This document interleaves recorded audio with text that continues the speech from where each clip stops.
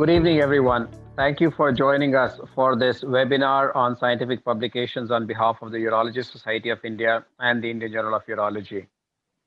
I'm grateful to the Urology Society of India, both the President, Dr. Anant Kumar, and the Secretary, Dr. Rajiv TP, for giving us this opportunity.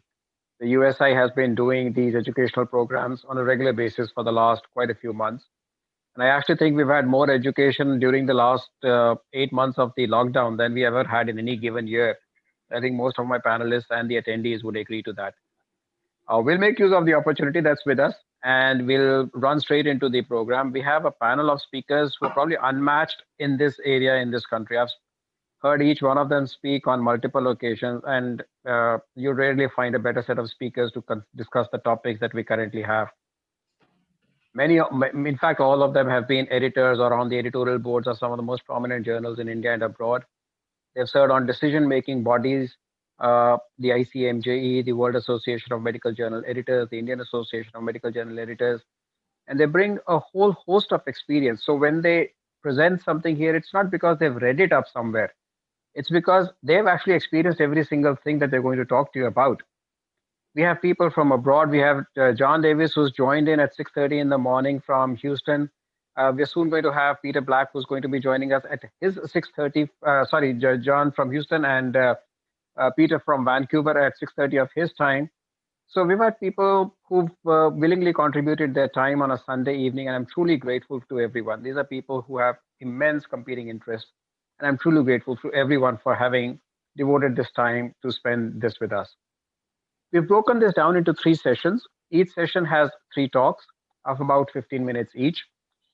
We'll take questions for each of the session at the end of the session. So 3 talks together. Unless somebody has to leave, and if they let me know that they have to leave, the speaker has to leave, we'll be happy to take their questions immediately after the talk as well. Please put your questions in the chat box. There's no way that the attendees can directly communicate with us.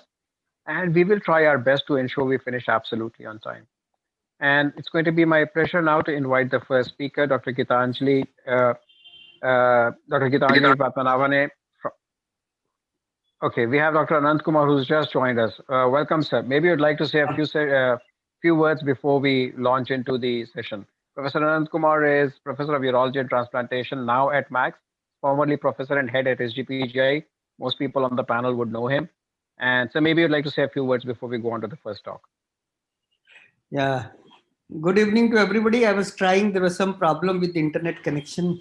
At least finally at the right time it connected. so I'm sorry for joining late. And I bring greetings from Urology Society of India and welcome you for this wonderful webinar initiated by the Indian Journal of Urology for the members about how to write an article, how to do them. All aspects of the writing a paper is being discussed, and we have a very distinguished and very experienced editors of various journals who are here to guide us. I could see all the familiar faces here. Welcome you all and participating in this wonderful webinar, and I'm very sure that all my members will be benefited from this, from your inputs, and they will be able to write a better paper and increase their scientific contribution. And at the same time, I would like you to pray for the good health of all of you, all the members of USI. Stay safe, take care of yourself, your loved one, your families. And with this, I won't waste much time. I welcome you again for this webinar, and thank you for participating in this webinar. Back to Rajiv Kumar. Thank you, sir. Thank you for the invitation and for acknowledging everybody's presence here, sir. So we'll go straight on to the first talk. And the first speaker, Professor Gitanjali, is Professor of Pharmacology. She was at JIPMER prior to moving on to her current position. She's currently the director of AIIMS Bhubaneswar and had a significant role in bringing science and research to the institution. Thank you, ma'am, for joining us. And please go ahead with your talk. She'll be talking about the first part of research, which is formulating a research question. Thank you, Rajiv. I would like to thank the Urology Society of India and the Indian Journal of Urology for inviting me to give this talk. And in the next 15 minutes, I'll briefly take you through formulating a research question. That's the first part of starting off any research. And I think this is a very important aspect of research which we all need to look at, or at least know about, for those who are starting out writing. So the outline of my talk today is, why is it important that we know how to write or formulate a research question? What is a research question? How do we frame a good one? And what do we usually do wrong? So in these 15 minutes, I'll try to cover this. So this is not about how to get a good idea for research, because that's an entirely separate session by itself, or how to develop a research question. This is about how do you frame it, okay? So how do you formulate it?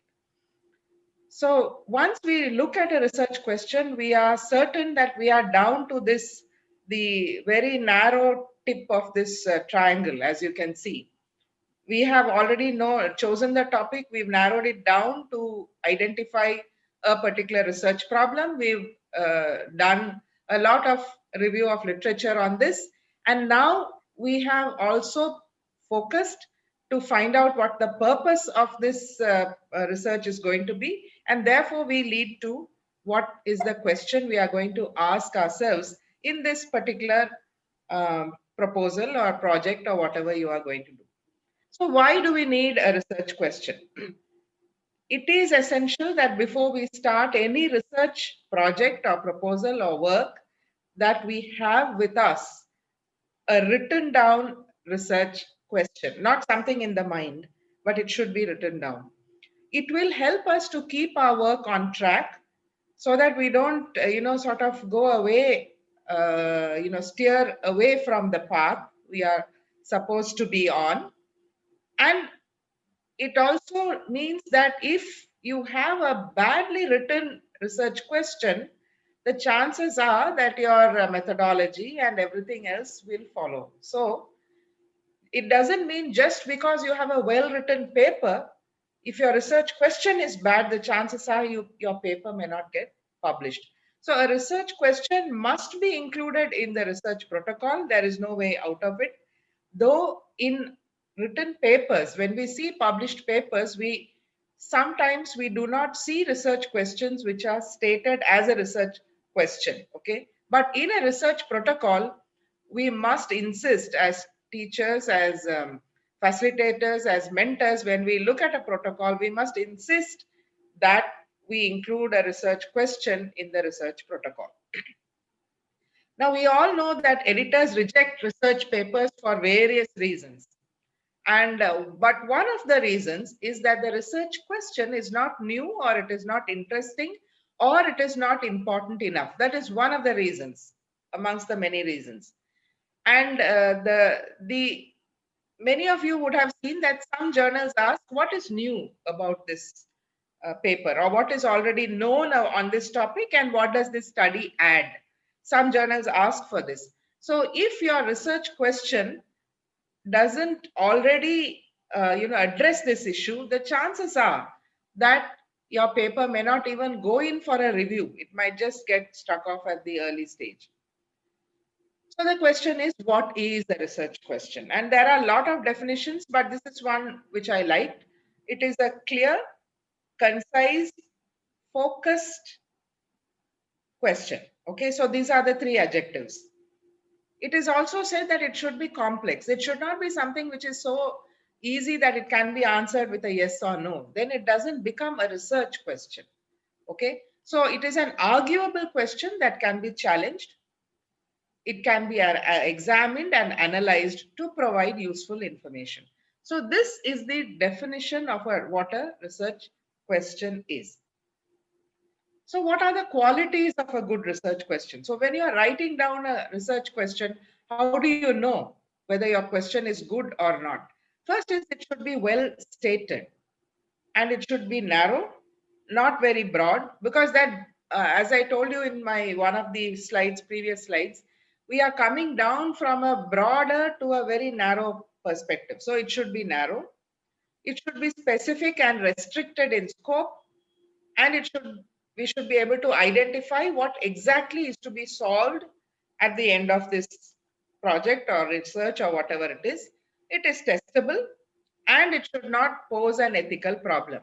So using some of these qualities, people have come out with something called the finer criteria. I'll come to that in my next slide.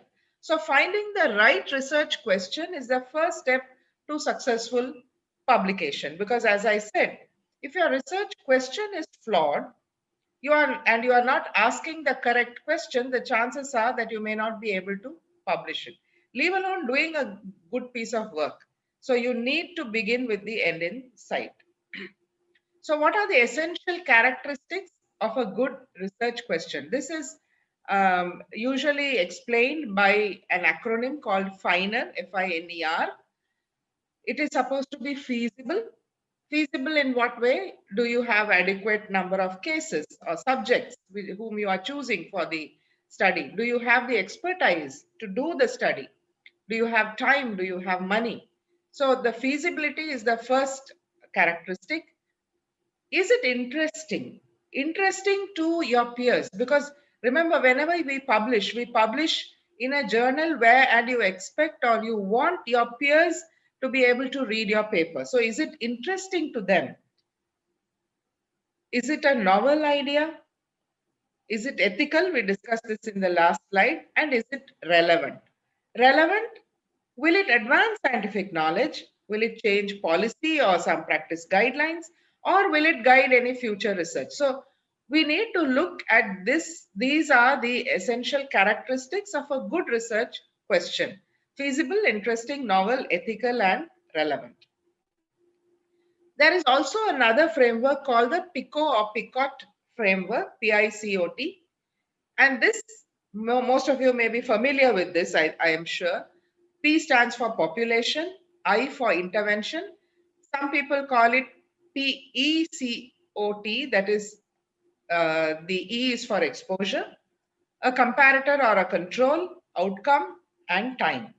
So if you have a research question in which you address each of these items, the question is definitely a better framed question. You'll be able to frame the question in a better manner. That's what we want to explain. So if you look at this, what is the population? That is among people with specific characteristics defining the target population. That is the P. Does a particular intervention, it might be an intervention or it might be an exposure, in comparison to a specific alternative intervention, usual care or placebo. It depends on what is your comparator, whether it is an active control or a placebo or whatever it is. What are the outcomes? Will that result in altered outcomes at a specified time? So this is what the PICO framework is all about. And in one paper, I found a beautiful example. They had given it like this: among people in the subacute phase of stroke. So the population are people in the subacute phase of stroke. There's a moderate or high degree of depressive symptomatology, which is the exposure. The comparator is to those who have a low degree of symptomatology, that is C, or the control. And then does it predict community participation, which is the outcome at 6 months post-stroke. So that is T. So this is one example of how we can frame a good research question using the PICO framework. So a research question sets out what the investigator wants to know, not what the investigator might do or what the results of the study might ultimately contribute. So you have a knowledge gap or a clinical dilemma. You use this PICO and FINER criteria to convert or to come out with a researchable question. So you might ask me, why should we use this PICO at all? I know what I want to do. I know the question that's in my mind. So one of the reasons they say is that if you frame the research question better using this PICO format, they have found that this is independently associated with better overall reporting quality. The effect is small, but it is seen that there is better overall reporting quality. And also it is a consistent format for developing answerable research questions. So if you write a good one, the process of finding and evaluating evidence is also easier and straightforward. So especially in evidence-based practice, we use this as a framework to ask good questions. So this, if you want to develop a good research question, it doesn't mean you just write it down and that's it. It is an iterative process, so you need to keep doing it over and over again, sometimes many times for the same question. And there are three key ingredients which you need. One is you need to have scholarship. That is why it's good to have a good mentor or a guide or someone who is well versed with this subject. Sometimes if you are a new resident or if you have just come into the subject, you may not have that scholarship and the background knowledge that is necessary for actually formulating a good research question. You need to have experience and, as I said, a good mentor. And of course, the qualities needed in an investigator is creativity, tenacity, and also judgment, whether this is going to work or not, whether this question is worth asking. So there are a lot of things which go into actually formulating a good research questions. Now, in which type of scientific papers do you actually see a written down research questions? Most of the clinical trials or the RCTs which you see, you will not find a stated research question. It will be in the form of an objective. But as a research question, you will find it in systematic reviews, in meta-analysis, and many qualitative research designs. You will find that the research questions are stated in published papers. Generally, you will find it in the abstract or in the introduction section. Now, it has also been seen that about 30% of the research questions that are stated in published articles actually need to be reworked. They're not very well written. So this is an example of a research question which was stated in a systematic review and meta-analysis. As I said, systematic reviews, meta-analysis, mostly you will find research questions which are stated either in the abstract or in the introduction portion of the published paper.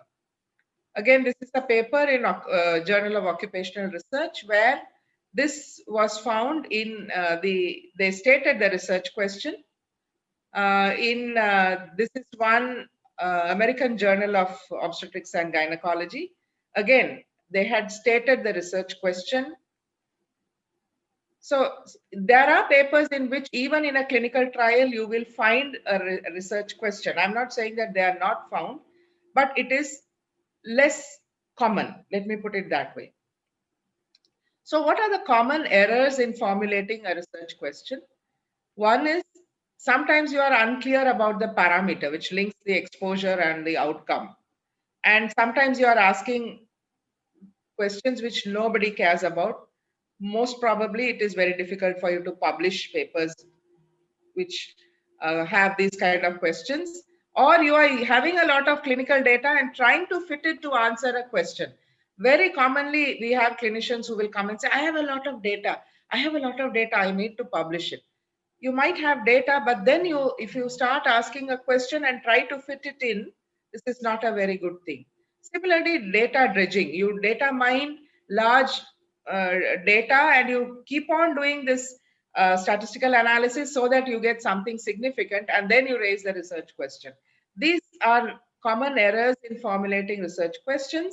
And as I said before, a simple yes or no should not be a research question. So some tips. A good research paper will address a specific research question. One question per paper. If you need to ask multiple questions, you have to be very clear that this paper will answer those questions. But otherwise, one question per paper. The research question or study objective or main research hypothesis, this is the central organizing principle of the paper and it should remain as such. And when you write, you must make sure all that answers the question goes into the paper. Whatever relates to the question belongs in the paper, what the rest doesn't. So this is something which you can follow. And so I will conclude by saying the research question is the pivot around which the research should be planned and a paper written.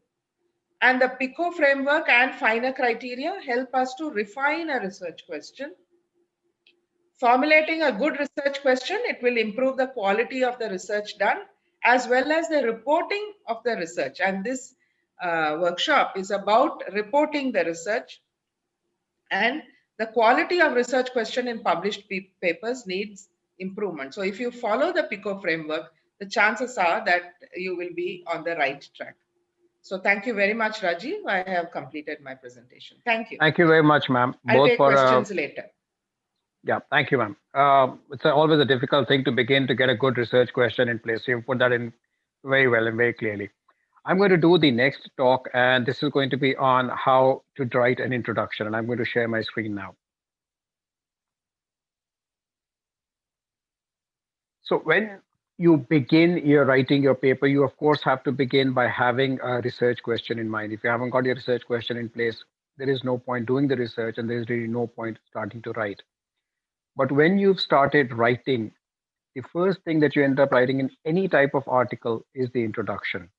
And over the next 10 to 12 minutes, I'm going to be talking about what is the importance of writing the introduction and why it's important to write it well structured. What is the actual structure, some practical points, and then a summary. Apart from the title of your paper, the first thing that a reader would go through is the introduction. And the introduction is an integral part of every single article that you write. It doesn't matter whether it's a case report or a meta-analysis or a review. Every single article begins with an introduction because it's the point of first engagement with your audience. This is where your audience begins to understand what exactly it is that you wish to say in your article. And if you go back to the basic premise of why you write an article as described by Sir Austin Bradford Hill, you look at the IMRAD structure, which you would have heard about. The IMRAD stands for Introduction, Methods, Results, and Discussion. We're covering all four of those aspects in our talks today. And any communication, any scientific communication would begin by asking you, why are you telling me this? Why did you ever do this research? Why should I be bothered? That's the introduction. Why should I even be listening to you? All right, now that I'm listening to you, tell me what you did. That is the method. All right, you did this. So what did you find? That's the results. All right, I know why you did it. I know what you did. I know what you found, but why should I care? What does it mean to me in my practice? That's the discussion. So that's a common conversation way of understanding how the IMRAD structure is.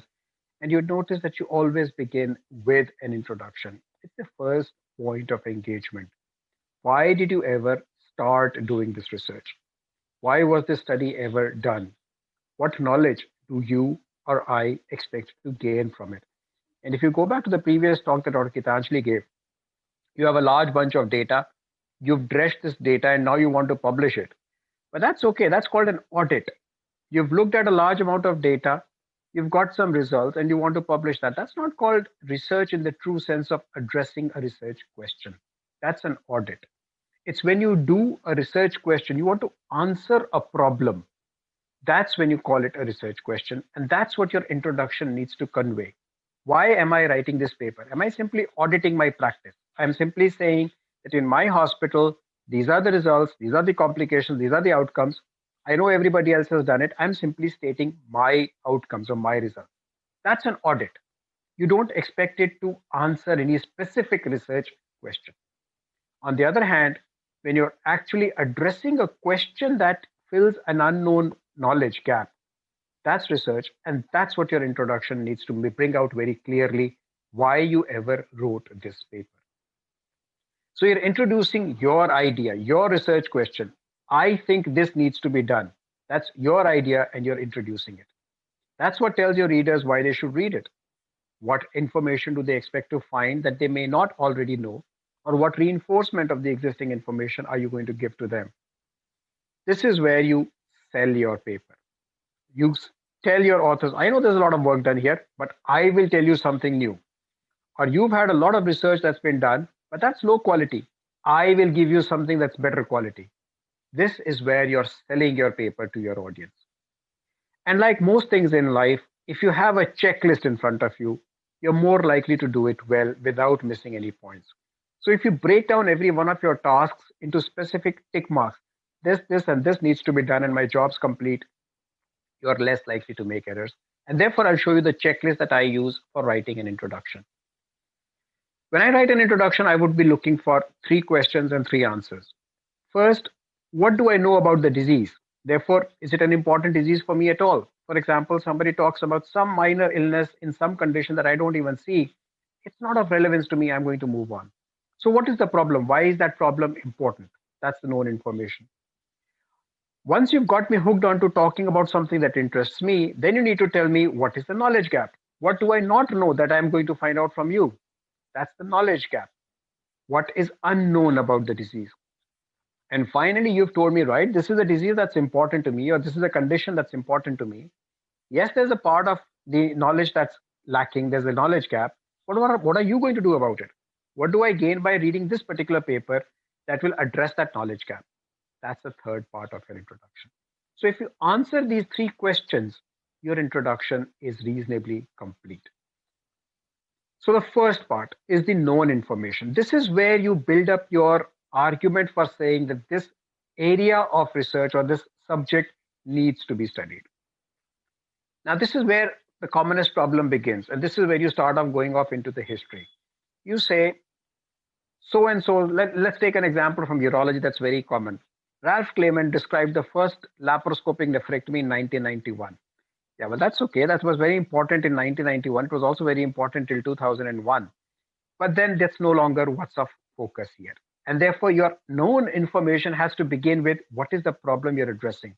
So you may say radical nephrectomy is now a common surgical procedure that's done laparoscopically, but we are unaware of the complications in beginner's hands, whatever you wish to choose. So the knowledge that is available begins as the extent of the problem, but don't write a full history or don't begin with the very first description. You also need to target your audience. So when you're talking about the known information, it depends on which journal are you writing to. So again, let's go back to this nephrectomy answer, this nephrectomy problem.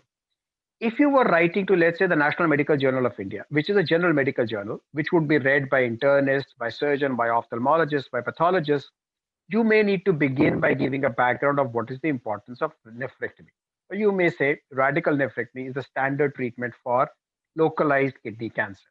Now, for a urologist, that would be a superfluous piece of information. They all know that. But when you're talking to a general medical journal, you may begin by stating kidney cancer that's localized is treated by a radical nephrectomy. There are various ways of doing radical nephrectomy, among which the current standard is laparoscopy. That would work well as a beginning of an introduction for a general medical journal, but it would be rather redundant for a urology journal. And therefore, you target your audience in how you begin your introduction, but don't write the entire literature review. This is where the second problem is made. When you convert your thesis into a paper, in the thesis, before you even reach the methods, you've already written a names and objectives, a literature review, a whole bulk of almost 50% of your thesis. That's not all that needs to go in a paper. Once you've talked about what you know about the condition and why that condition is important, you then talk about what do we not know. And what do we not know is where your research question comes in. Why did you do the study? Because there was a knowledge gap. You were trying to fill in a gap that existed. So the gap might be disease specific. For example, we don't know how to treat this. Or it may be region specific. We don't know how to treat it in resource limited settings. Or we believe it's going to be different in India because the genetics are different. Whatever be your reason for doing the study, whatever be the knowledge gap that you're trying to fill, that's what comes in the next part. And that's where you highlight what the lacunae are. But remember, there may be others who have already done some work on it.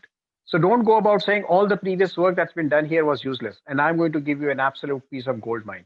So don't criticize everything else that's published just to create a niche for yourself. Then you talk about what is your study going to do to fill that gap.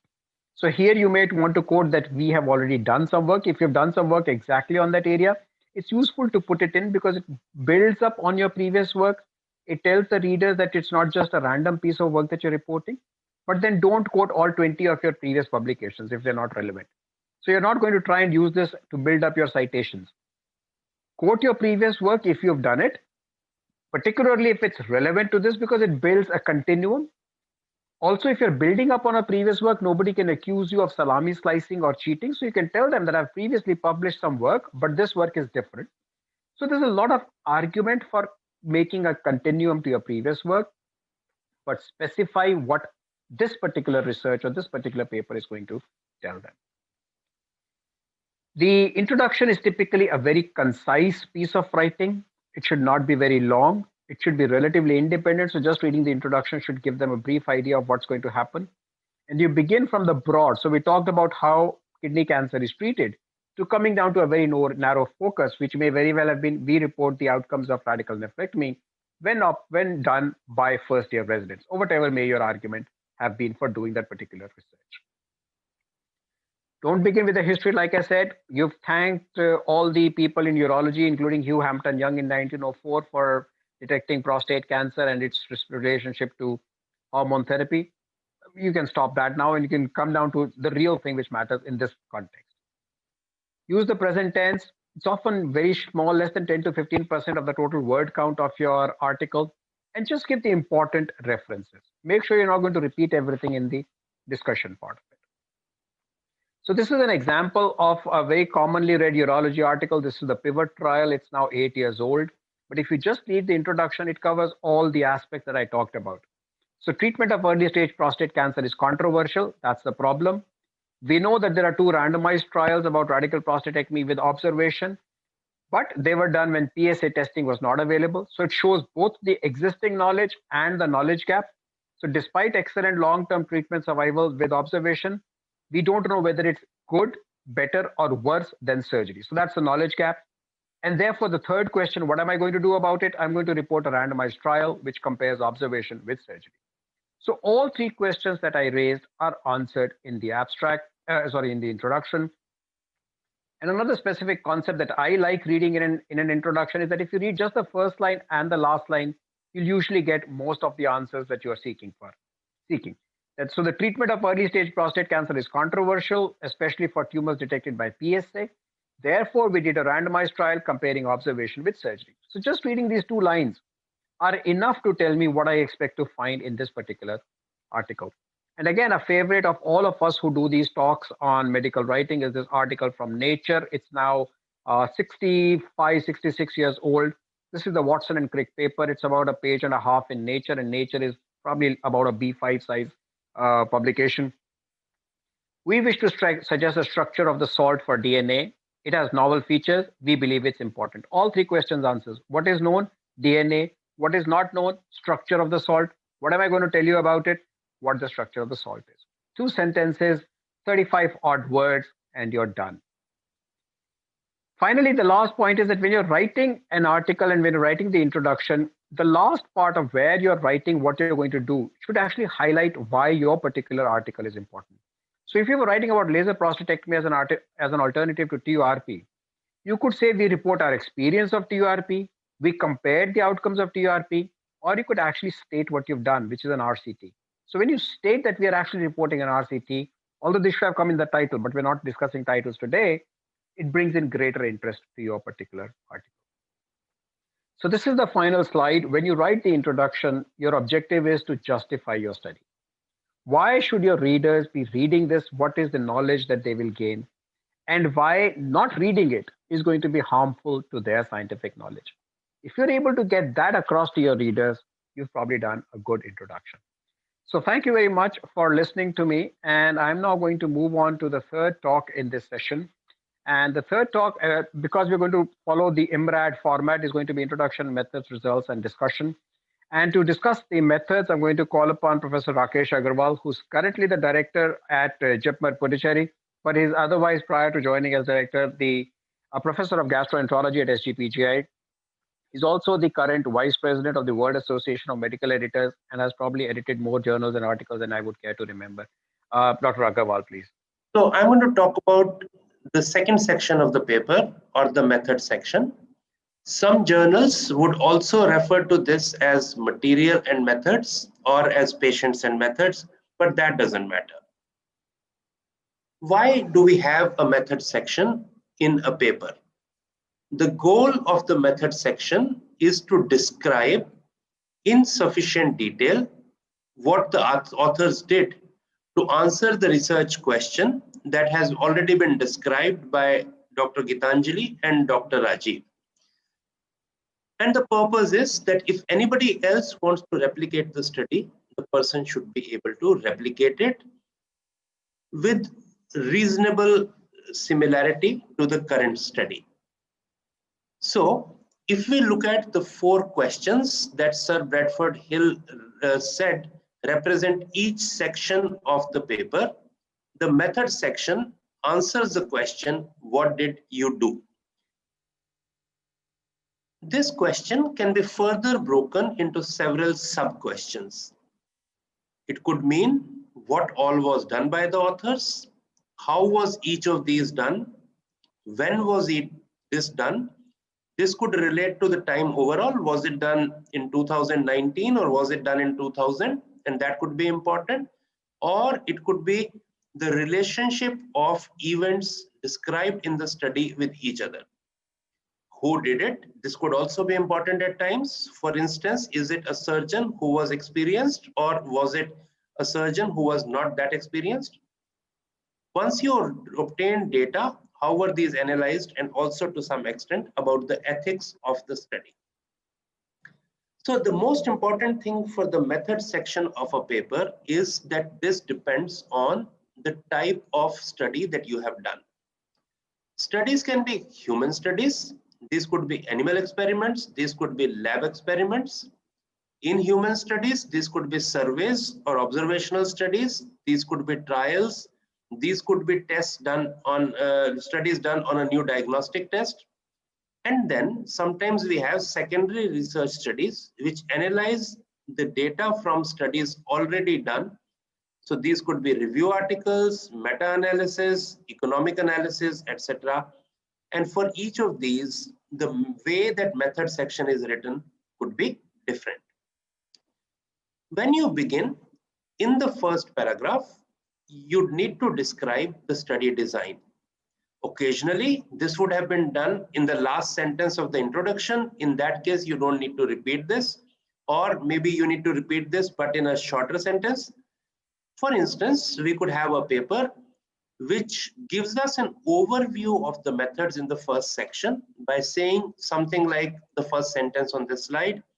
We performed a 2-year longitudinal cohort study of all patients started on treatment for HIV/AIDS to hospital A to evaluate factors that were associated with the development of lipodystrophy, which is a complication of such treatment.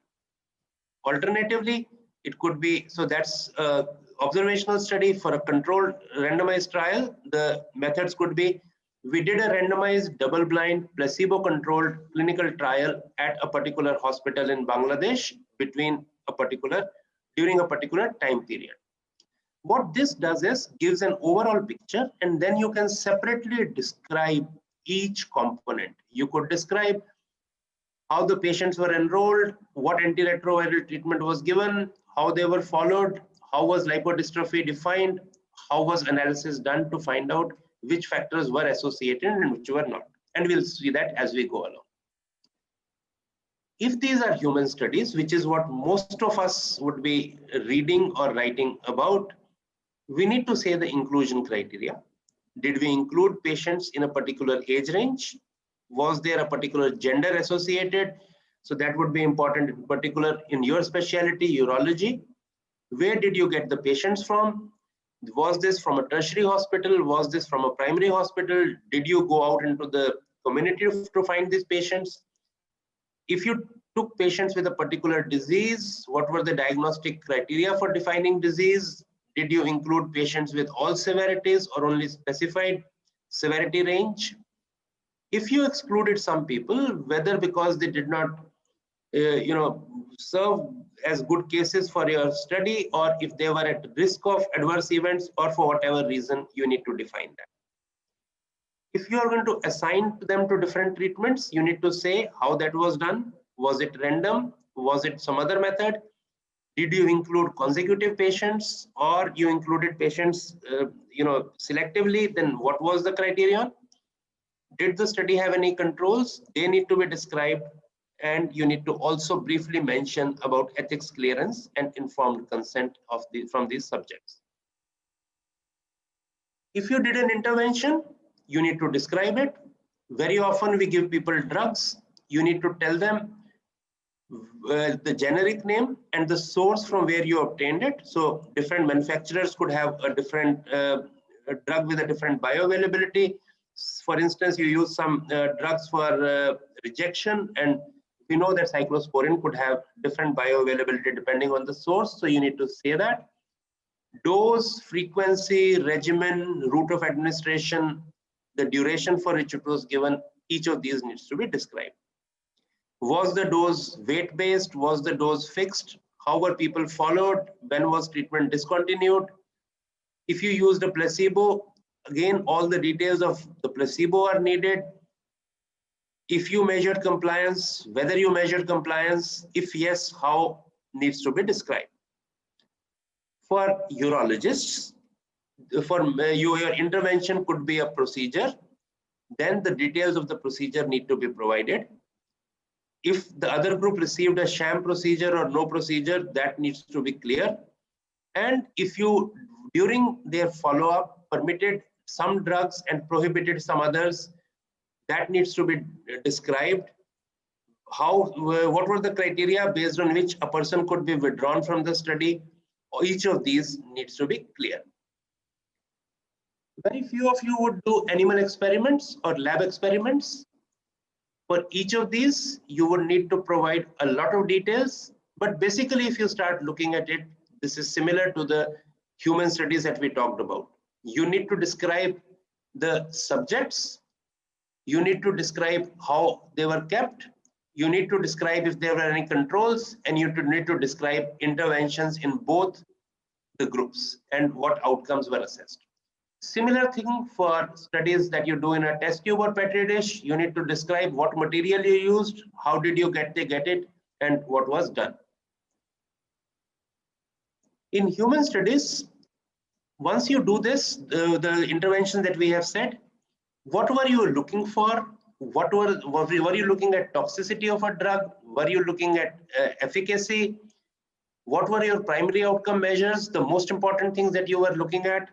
For instance, today, if you have a COVID vaccine trial, the most important thing you are possibly looking at is the number of deaths, the number of people who need ventilation, the ICU stay, etc. Whereas secondary outcomes could be number of people who had infection, whether that was asymptomatic. You need to know at what time point did you study this? Were there multiple time points? How were people followed up? Did you look at the occurrence of illness? Did you do nasal swabs irrespective of symptoms? How frequently you did it, and for what duration? And sometimes these will need to be combined and given one label. So you could have, for instance, in oncology, overall survival, disease-free survival, relapse-free survival. You could have an infectious disease, proportion of people who seroconvert, for instance, with a vaccine, proportion of people who are cured, proportion of people who have symptom relief. So we need to define what is seroconversion, what is cure, what is symptom relief, what is relapse-free survival. For lab experiments, and to some extent even for clinical trials and for surgical procedures that you would be using, if you have a totally new method, you need to describe it in detail. Sometimes very minute details would be needed. If you used a previously described method or a modification of it, you may not need to describe all details.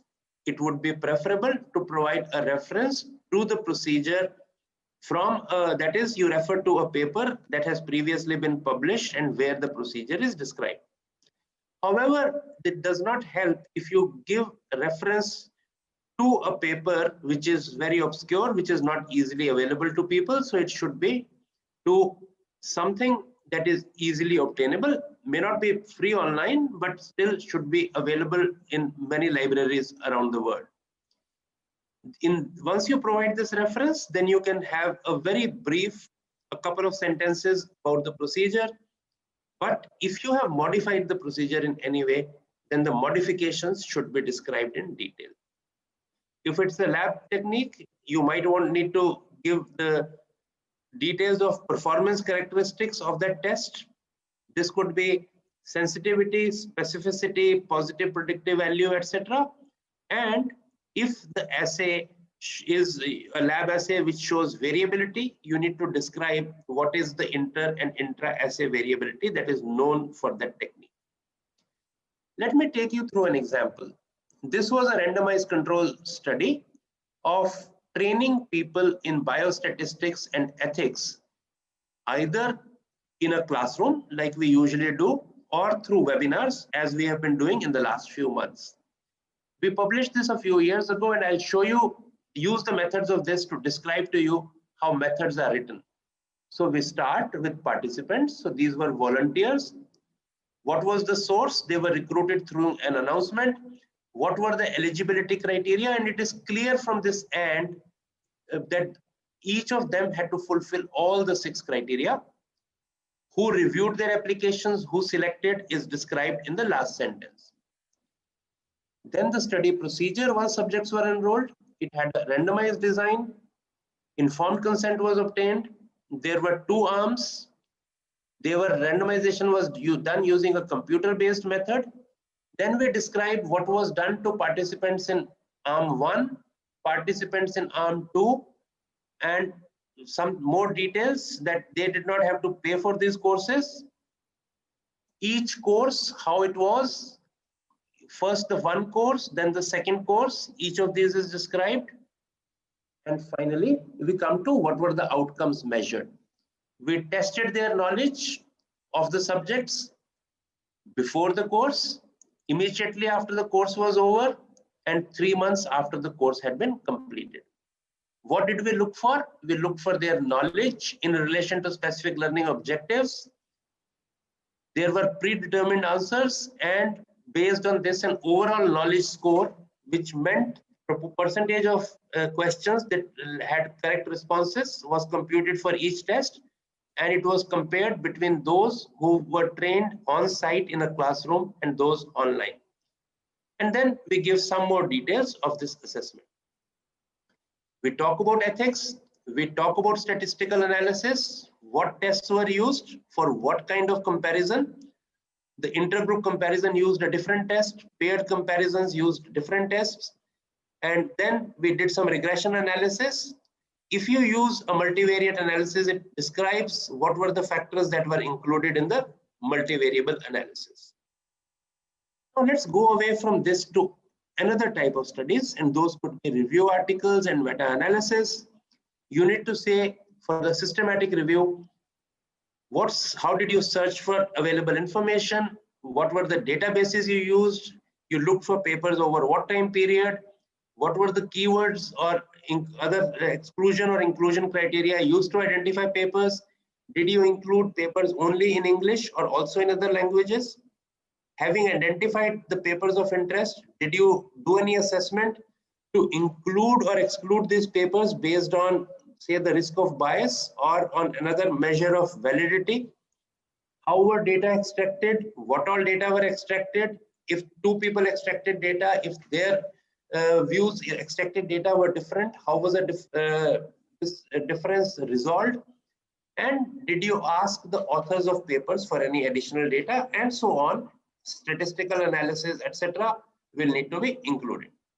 So that's example of a paper, methods for a paper with meta-analysis. So these were the databases that were searched. These were the keywords used up to this particular time point, 2 reviewers, and then some particular types of studies were excluded. Others were deemed eligible, so inclusion and exclusion criteria.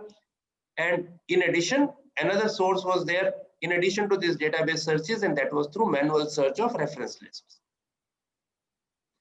In human studies, especially regulatory studies, we need to talk about how the sample size was calculated, and that's an important part of data analysis. Did we achieve the sample size? What tests were used for each analysis? If these are common tests, you can just provide the name, you don't need to give details. But if you used an unusual test, then you would need to provide a reference. And if you really did something very unique, then you would need to describe that method in detail. Did you do intention to treat analysis, per protocol analysis? Were there any interim analysis done? What was the p-value cutoff? Did you use any corrections such as Bonferronis for multiple testing? and what software did you use, because sometimes different softwares can give different results. Ethical consideration, you need to talk about the details of ethics clearance. Did you take permission from an ethics committee for human studies or from an animal ethics committee for animal studies? Did they give a waiver? Did they ask you to take consent? Verbal, written, all these details need to be included. If you do community studies, there could be a community consent involved too. Now, once you have all this, you need to organize this. The best thing in methods is to put that in a chronological order. So you initially refer to the overall study design in 1 or 2 sentences, as I showed you. Then you talk about things that were done first, and that means identification of study subjects, then the procedures you did in them, for instance, the interventions, then outcome measures, then statistical analysis, and finally you can refer to the ethics clearance. You can use subheadings that makes it easy for people to read. If people want to go to a particular section, they can jump to that section. And if you use subheadings, it helps if your results also follow the same subheading pattern. So if you initially have results on clinical findings, you say that in methods clinical follow-up, and that should be the part in the results first. Then you have serological studies in the methods, and in the results you would have that, and then you could finally have follow-up data, how the follow-up was done in methods, and the follow-up data in the results. All methods have to be in the past tense because they have been done already, and you need to be precise, which means whatever you write should have only one meaning and should not be capable of being misunderstood. Often it is useful to use figures, especially for flowcharts, subject flow charts, and sometimes a figure such as this could actually include both the methods as well as results, and there could be a, so this happens with the consort figure. So that's from the study that I was talking about. So we say we initially did a baseline study, then we enrolled people, we randomized them. We also say some people dropped out, how they were followed up, what were the measurements done, and that also makes it clear what were the primary and secondary outcome measures. For a lab study, again, you took a cell line, you did something, you stimulated this with some particular substances, you also had an unstimulated control group, and what did you measure? Also, sometimes when there are repeated things, for instance, a list of what all tests did you do, a list of what all PCR primers you used, what microbial strains did you study, you could again use a table instead of describing everything in a paragraph. So to summarize, once you write your method section, you need to make a final check. Have you included methods for all the results that you're going to include in your paper? Does the method section describe adequately what did you do? Are the sections and subheadings in a logical order, and preferably in the same order as you're going to have the results in the results section? Sometimes some journals have some specific details that they need in the method section. So you need to read the journal's instructions and make sure that your methods are suitable for the journal to which you are going to submit your paper. You need to think whether instead of providing long detailed text, can I replace that with reference to a previous paper? So that's to make a paper shorter. Wherever possible, please do. And if you do that, you need to be sure that you have provided the key references which can be easily traced. Finally, the most important test is, after reading this paper's method section, will a reader, if he or she would like to replicate the study, be able to do so? Another thing which works with the entire paper, so it also works with the method section, is once you have written, give it to a colleague to read and see whether they can follow it clearly. If they cannot, then you need to rework again. Thank you. Thank you, sir. We've got 2 of the sections now done. And what we've generally felt in most of these webinars on scientific writing, it's actually the question answers and the discussions which bring out a lot more information than just what the talks do. Unfortunately, the amount of knowledge that is available on this panel is so vast that trying to get it into a finite period of time of question answers is always a challenge. Therefore, what I'm going to do now is just going to address among the all the questions that we're getting on the chat. We're going to take maybe just one or two of what seem to be the most pertinent immediately. I'll address it to the principal speaker, but we'll be happy to have the other panelists chip in with additions and suggestions just to make it a little more rounded in terms of the discussion if they would like to.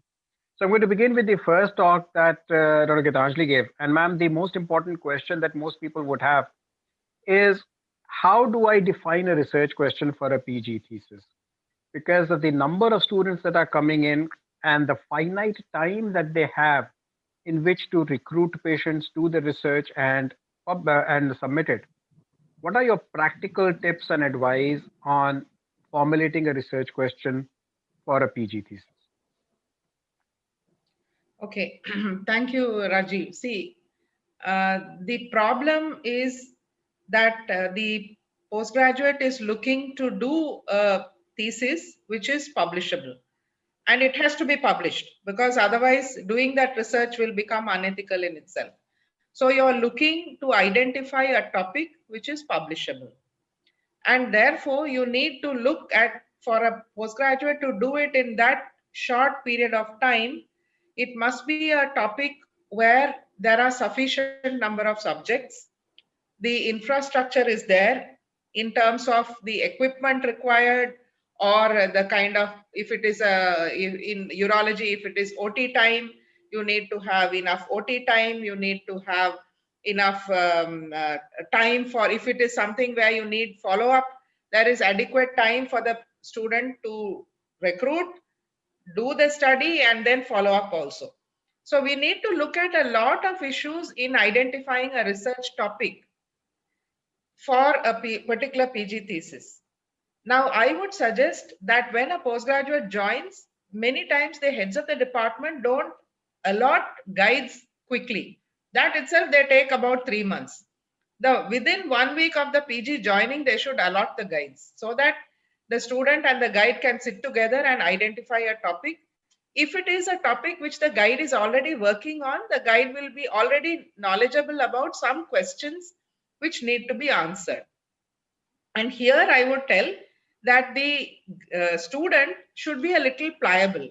See, sometimes students come with these things, no, I want to do, some work in molecular biology, or I want to do some, high-end robotic surgery or something like that. They come with these fixed ideas, and they themselves feel that anything inferior, if the guide suggests, no, we should do a good observational study on this, in their mind, they feel that a particular study design is inferior to an RCT, let me say. So they should get rid of these kind of, lack of knowledge, I would say, and identify a topic which is researchable. Now, having said that, sometimes guides choose topics which are not directly connected to their specialty. I mean, recently we've had problems where the pathologist has come and said, the entire thesis given by this particular surgical department is in pathology. I am the one who has to do all the work, not the student is just going to take a biopsy and give it to me. So I'm not saying those kind of studies should not be done, but it is the responsibility of the guide to make sure that the primary subject or the primary specialty remains within your specialty to avoid these kind of problems. If you don't have time for your student to go and sit in the lab and do the work themselves, then you're going to have a problem. So, and I have another point which I want to say is, never start a project or a thesis on some equipment which you don't already have. See, sometimes, we will say we've already given the order for PET-CT. So my student is going to do on PET-CT. You might have given the order, but it might take 1 year for the PET-CT to land up. Many times people plan on equipment which has not yet been reached. So these are some of the tips. I mean, really, the major thing is to sit down, do a thorough literature search, look at some areas in which in your region or in your institution you are having many cases with many problems, Some of the papers themselves will give advice for further research. We have to do a good amount of reading. That is the only thing which is going to lead you to a good research question. Others may add, but this is what I feel. Thank you, ma'am. I mean, that's perfectly summarized. And how I'm going to take this question itself forward. I have other questions, but I'm just going to take this forward. If Dr. Agarwal is still there, sir, can you? Are you still there, sir? I don't see you. Yeah, I'm there. Okay. So I'm going to take this forward. Although you wrote about writing the methodology, I'm going to stretch it to doing the methodology. Ma'am said RCTs are considered the best option, and everybody feels that they want to do an RCT, and anything below that is infra-dig. What is your opinion on the ability to do a good RCT within a PG thesis tenure? Do you think it's really feasible to do a good RCT within the year and a half typically, or at most 2, that a PG would have to get an RCT done? Or would you actually recommend don't do an RCT if it's just a PG, do something else? Rajiv, it just depends on what the study question is. If my question is whether analgesic A is better than analgesic B, or is quicker in relieving pain of a ureteric colic than analgesic B, and I get sufficient number of patients over a year, nothing prevents me from doing it. On the other hand, if it is whether a particular chemotherapeutic regimen is better than another chemotherapy for patients with renal cell carcinoma in improving 5-year survival, of course you can't do it. So it basically depends on the study question as far as I'm concerned. And I'm going to again stretch this forward on the same question about the RCT versus else. Where do you think the gaps are when you read manuscripts submitted to your journals in RCTs? Do you think it's because it's been designed poorly, or done poorly, or written poorly? Where do you find the commonest gap in manuscripts that you have read in the methodology section? Yeah. The thing is, I think it's very difficult to say. When there are faults, it's actually in all 3 sections. It's poorly designed, poorly conducted, and poorly written. Sounds familiar, isn't it? Yeah. See, when people have skills, they would do all 3 of those very well.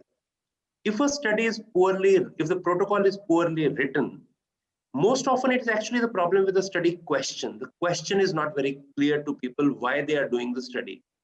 And sometimes you are doing you already know the answer and people are just doing a study for the sake of doing a study. Now that is where, even if it is well conducted, well written, I would not publish it. Because if I'm trying to compare omeprazole with pantoprazole in peptic ulcer healing, now that's something that has been answered so many times that there is no point, even if it is a well conducted study. So I think it's all 3 that are important. But don't tell me whether, if you get bad kheer, is it the poor milk, poor rice, poor cooking, or whatever?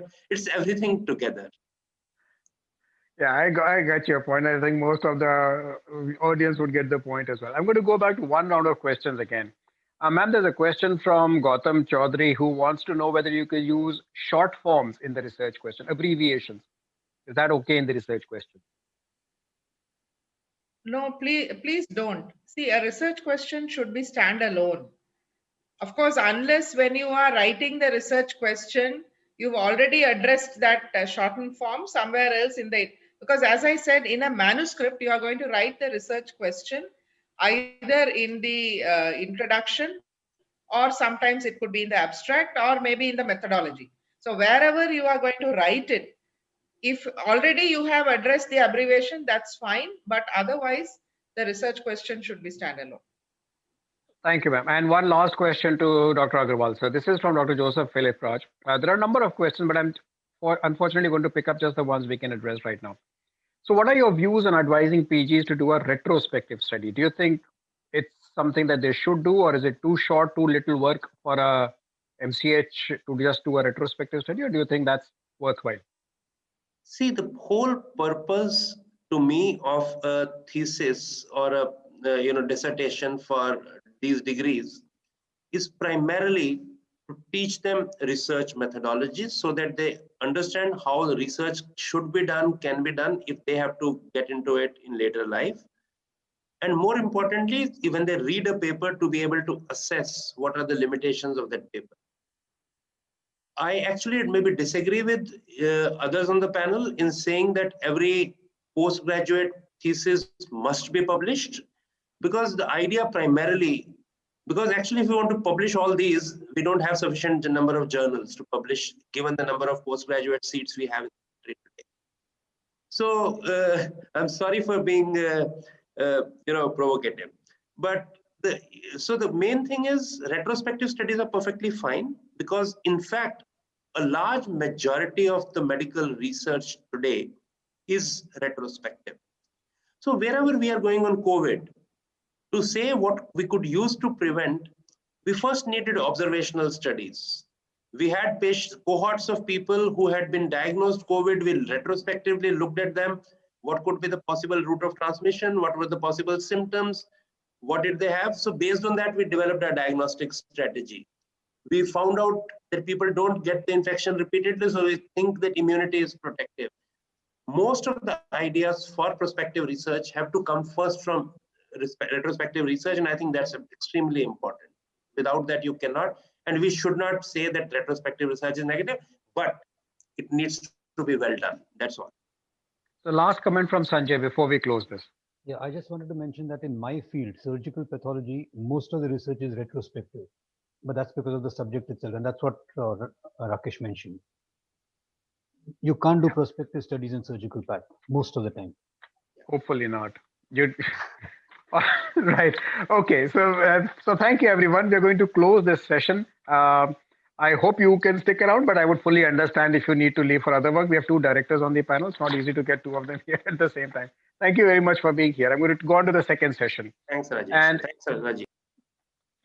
So I'm going to now invite Dr. Piyush Sahni, who's going to talk about the results section. Many of us at the IJU know Dr. Sahni because he's helped us on previous meetings as well. He's the editor of the National Medical Journal of India, but more importantly, in terms of his experience, he has probably the largest experience among most of us in editing journals. He's been a member of the ICMJE, whose guidelines you use to define authorship, and a former president of the VAMI. Dr. Piyush Sahni, he's going to talk about results. Thanks, Rajiv. I'm going to try and share my screen, but I've had difficulties, so I've sent you my slides just in case I can't. I hopefully can, but let's see.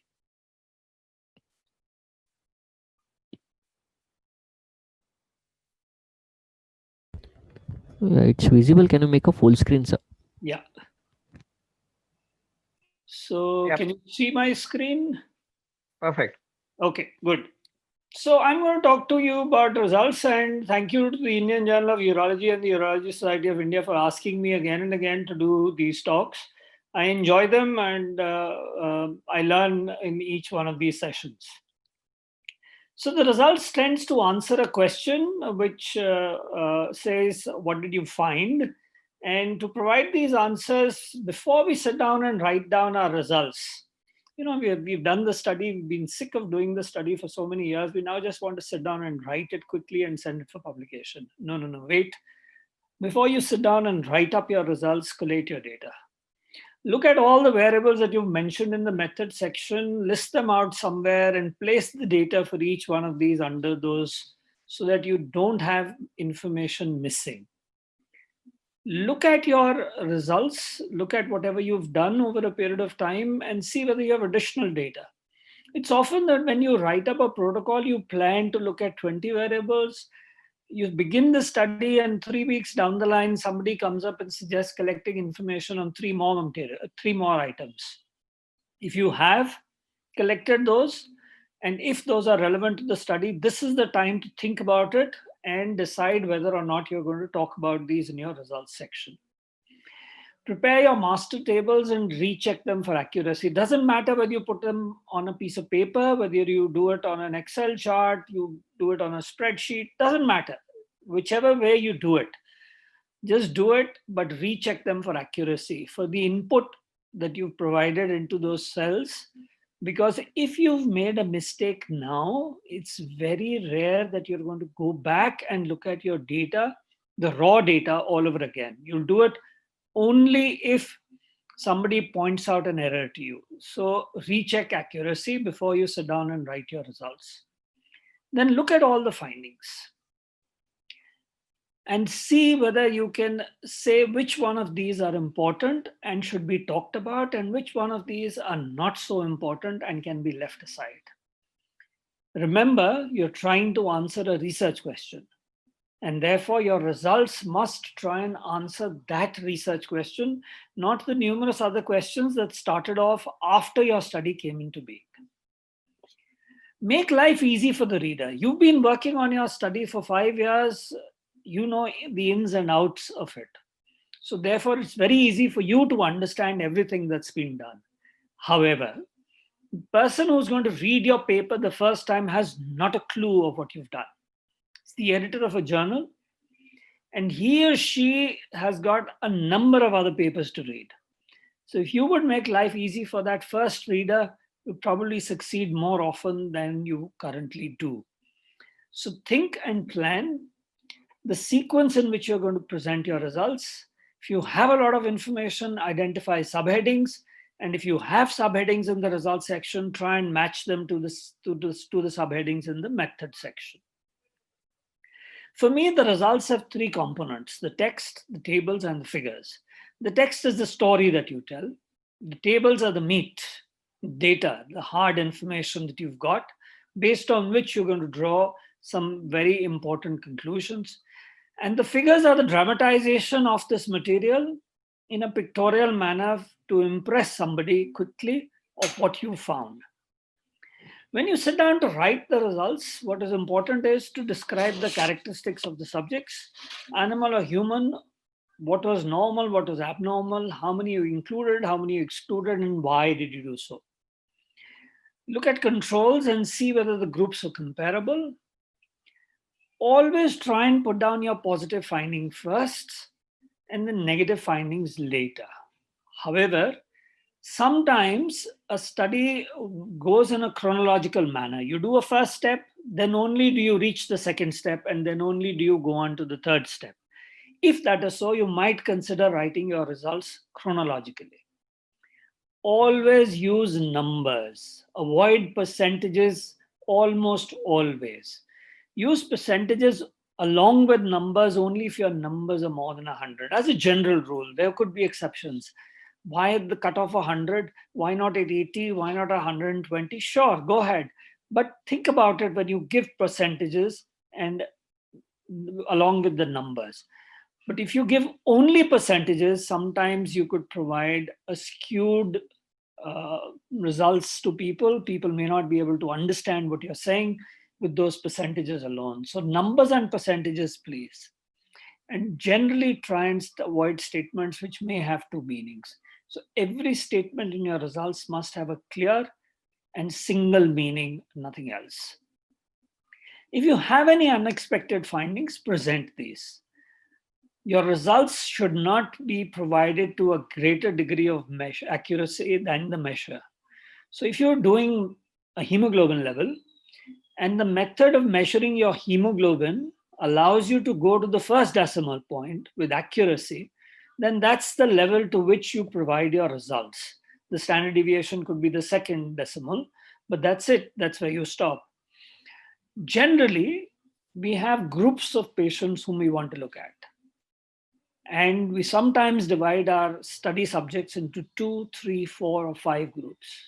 After having divided these subjects into number of groups, when we start analyzing our data, we find information that is relevant only in 3 groups. And therefore, when we present our results, we forget group 4 and 5. Please avoid the appearance and disappearance of groups in the results section. If these groups are mentioned in your method section, provide us results for all these groups in the results section. Add abbreviations to your results section only if they improve readability of the text. Otherwise, avoid abbreviations. As far as statistics are concerned, use appropriate tests. Provide exact p-values. A p-value equal to 0.000 means nothing, neither to you nor to me. So don't put on a value which has no number at the end. Do not use multiple tests. People have said if you torture statistics enough, you'll get the results that you want. So don't torture statistics. Help them help you. And use certain statistical terms carefully. And what do I mean by this? Significant. The word significant in English literature, in English language, while writing a letter to your girlfriend may mean something different, but in science, it means something totally different. So avoid using the word significant unless you've used it in the context of statistical significance. Similarly, correlation, random, and sample could have a number of loose meanings while writing English language, but when writing science, they have very specific meanings and use them in those contexts and those only. Don't leave loose ends. You provide us one number with a plus minus sign and a second number, and I don't know what this means. So please provide us what this is. Tell us what the units of measure are. Is this a mean standard deviation or a standard error, whatever it is? If you provide us a percentage, please let us know what the denominator is. If the denominator is obvious, you don't need to tell us the denominator. But oftentimes it's not obvious, and that's when you must tell us what that denominator is. Always try and define in the method section what is normal and what is abnormal for your study, what is high and what is low for your study. Because in the context of your study, something may be appropriate, and in the context of another person's study, the same numbers may have a different connotation. If you haven't done so in the method section because you thought it was not important, when you start talking about normal or abnormal, within parentheses, tell us what you mean by abnormal or normal. Please don't start your results by saying the results are depicted in tables 1 to 7 and figures 1 to 4. If that's it, then there was nothing left to write. Your results should not include any methods. It should not include data for which methods are not included. And Dr. Rakesh Agarwal mentioned that to you. When you finish writing your methods, look at whether you've got all the information that you need before you present your results. No interpretation of data, because that goes into the discussion section. And finally, if you have a desperate urge to write a reference number at the end of a sentence in the results section, that sentence cannot belong in the results. It needs to be moved either to the methods, the introduction, or the discussion section, because the results section does not have any references. And this I say for all kinds of original studies. The only place where there is an exception is in systematic reviews and meta-analyses, where you will have a reference within the results section. Let's go on, move on, talk about tables. Now, there are different kinds of data that you have, and for each one of these, you could prepare tables. The most commonly used tables are numerical tables, but there could be textual tables, as in the method section, which Professor Rakesh Agarwal showed us, or there could be genetic and genealogical tables. I'm not going to talk about the latter two. I'll focus my attention on the numerical tables. Now, every table has a part, has certain parts, and you'd say, why is this guy now talking to us about this? Because after working with a journal for over 30 years, I've realized that people still don't know how to make a table, how to write a table.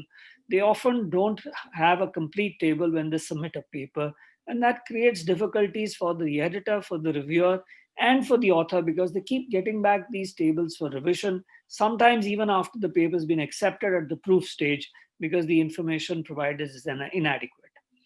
So table has a heading. It must have a number. Every column must have a heading. Every row must have an identifier.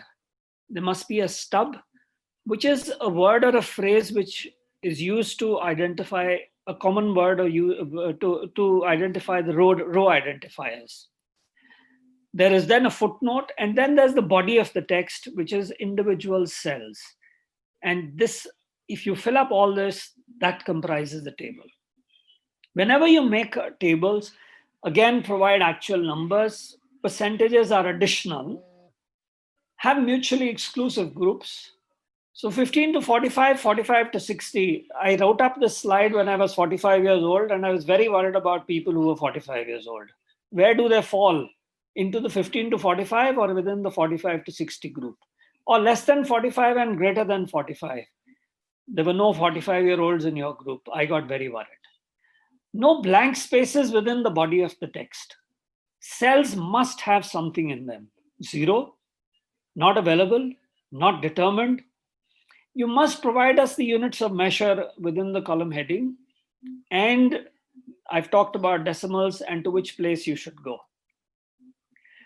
I must be able to read a table and understand it without going back and forth with the text.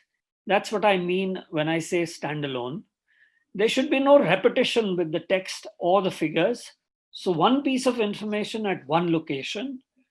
The table must be complete by way of having all the parts in it and must be accurate. So the information that you provide in the abstract, the information that you provide in the results, and then the information that you provide in the tables and figures must match. There should be no discrepancy between these. And it's not unusual to come across tables, figures, and text which have different numbers for the same item for the same variable. And this obviously makes the reviewer and the editor have doubts to the veracity of the data. Should you prefer tables or figures? In written text, almost always prefer tables than figures.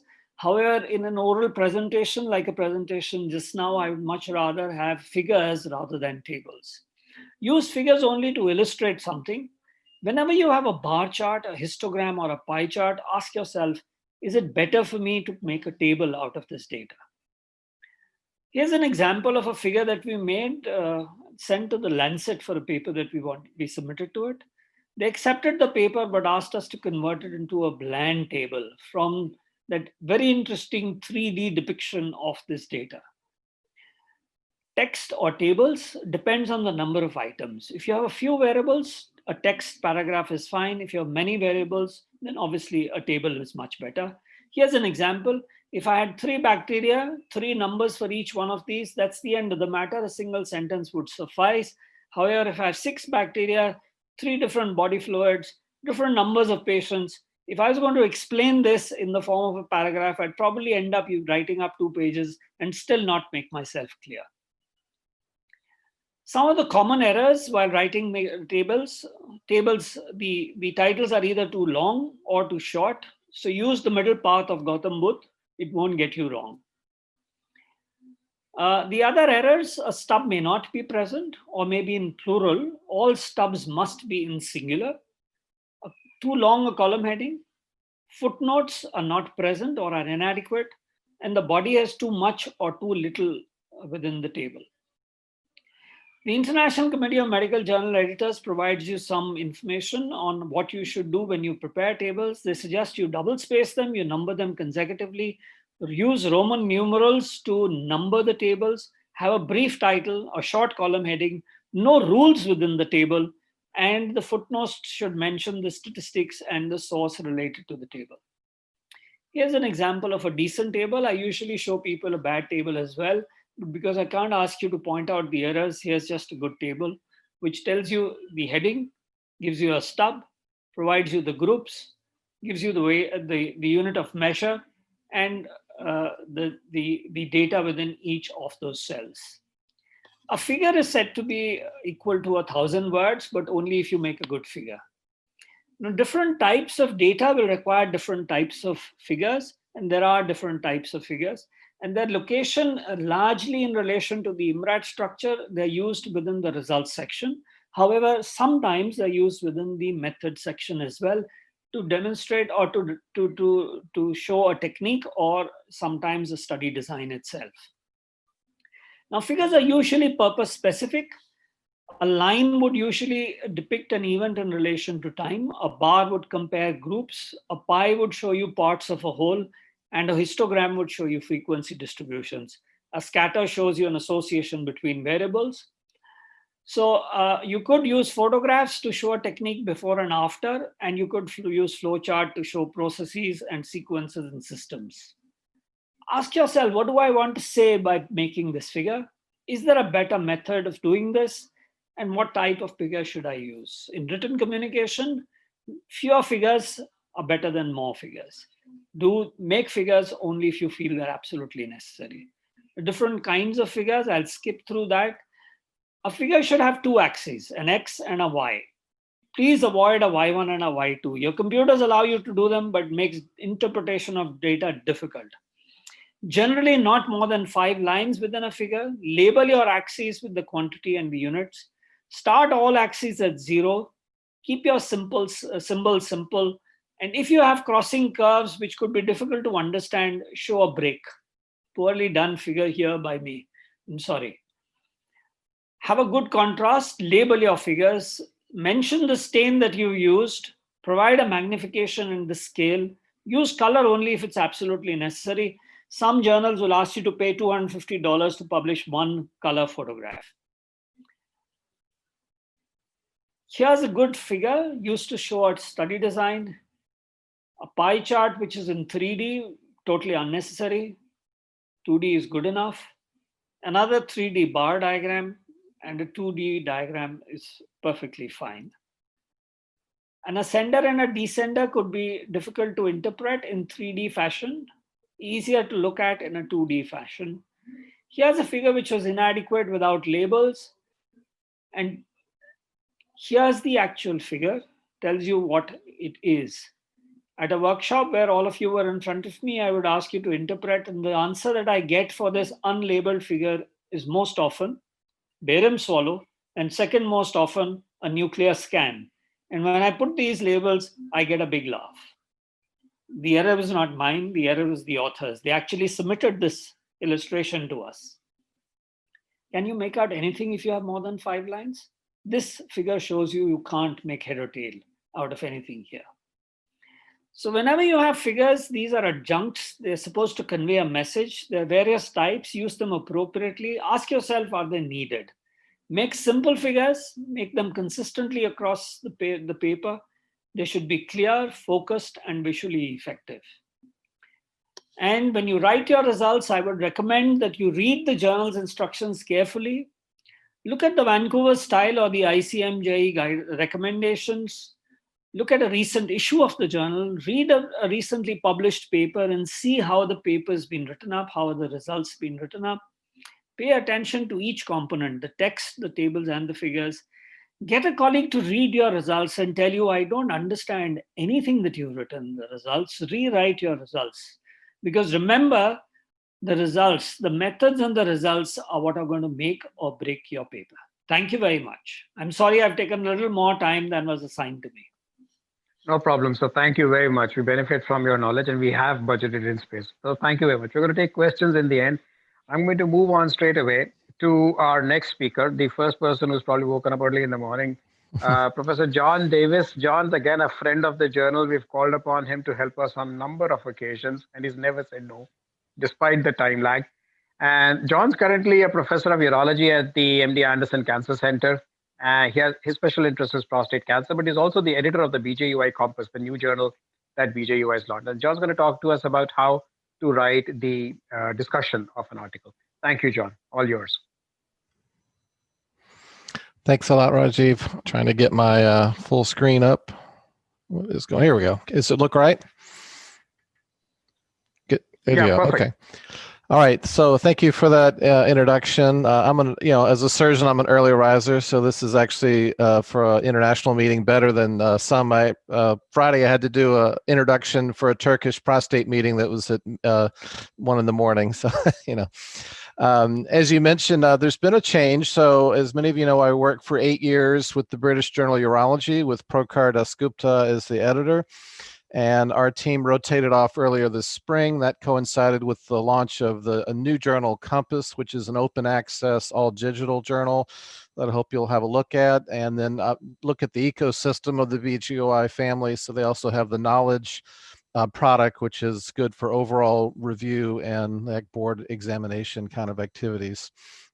I would point out that we do have 2 editorial board members from India, Araban Panda and Sudhir Rawal. Just for your knowledge, Dr. Rawal, of course, is in oncology. Dr. Panda is mostly in reconstructive topics.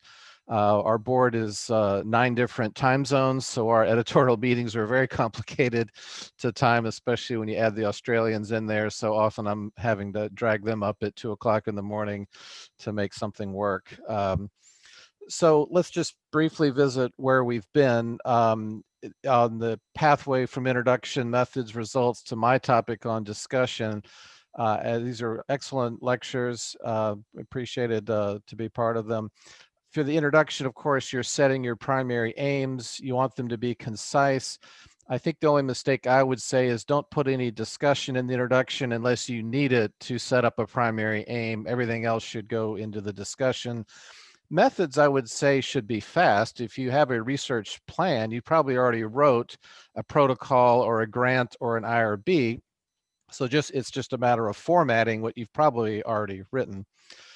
Results, we just heard about straight up data, no discussion, no editorial, flow through the data beginning to the end, proper balance between putting data highlights in the text and larger details in the figures. I like the comment made about don't just say, see the figures. I mean, and at the same time, don't put every data point in the text either. So a nice balance. So the discussion of my part is your essay on the importance of your findings.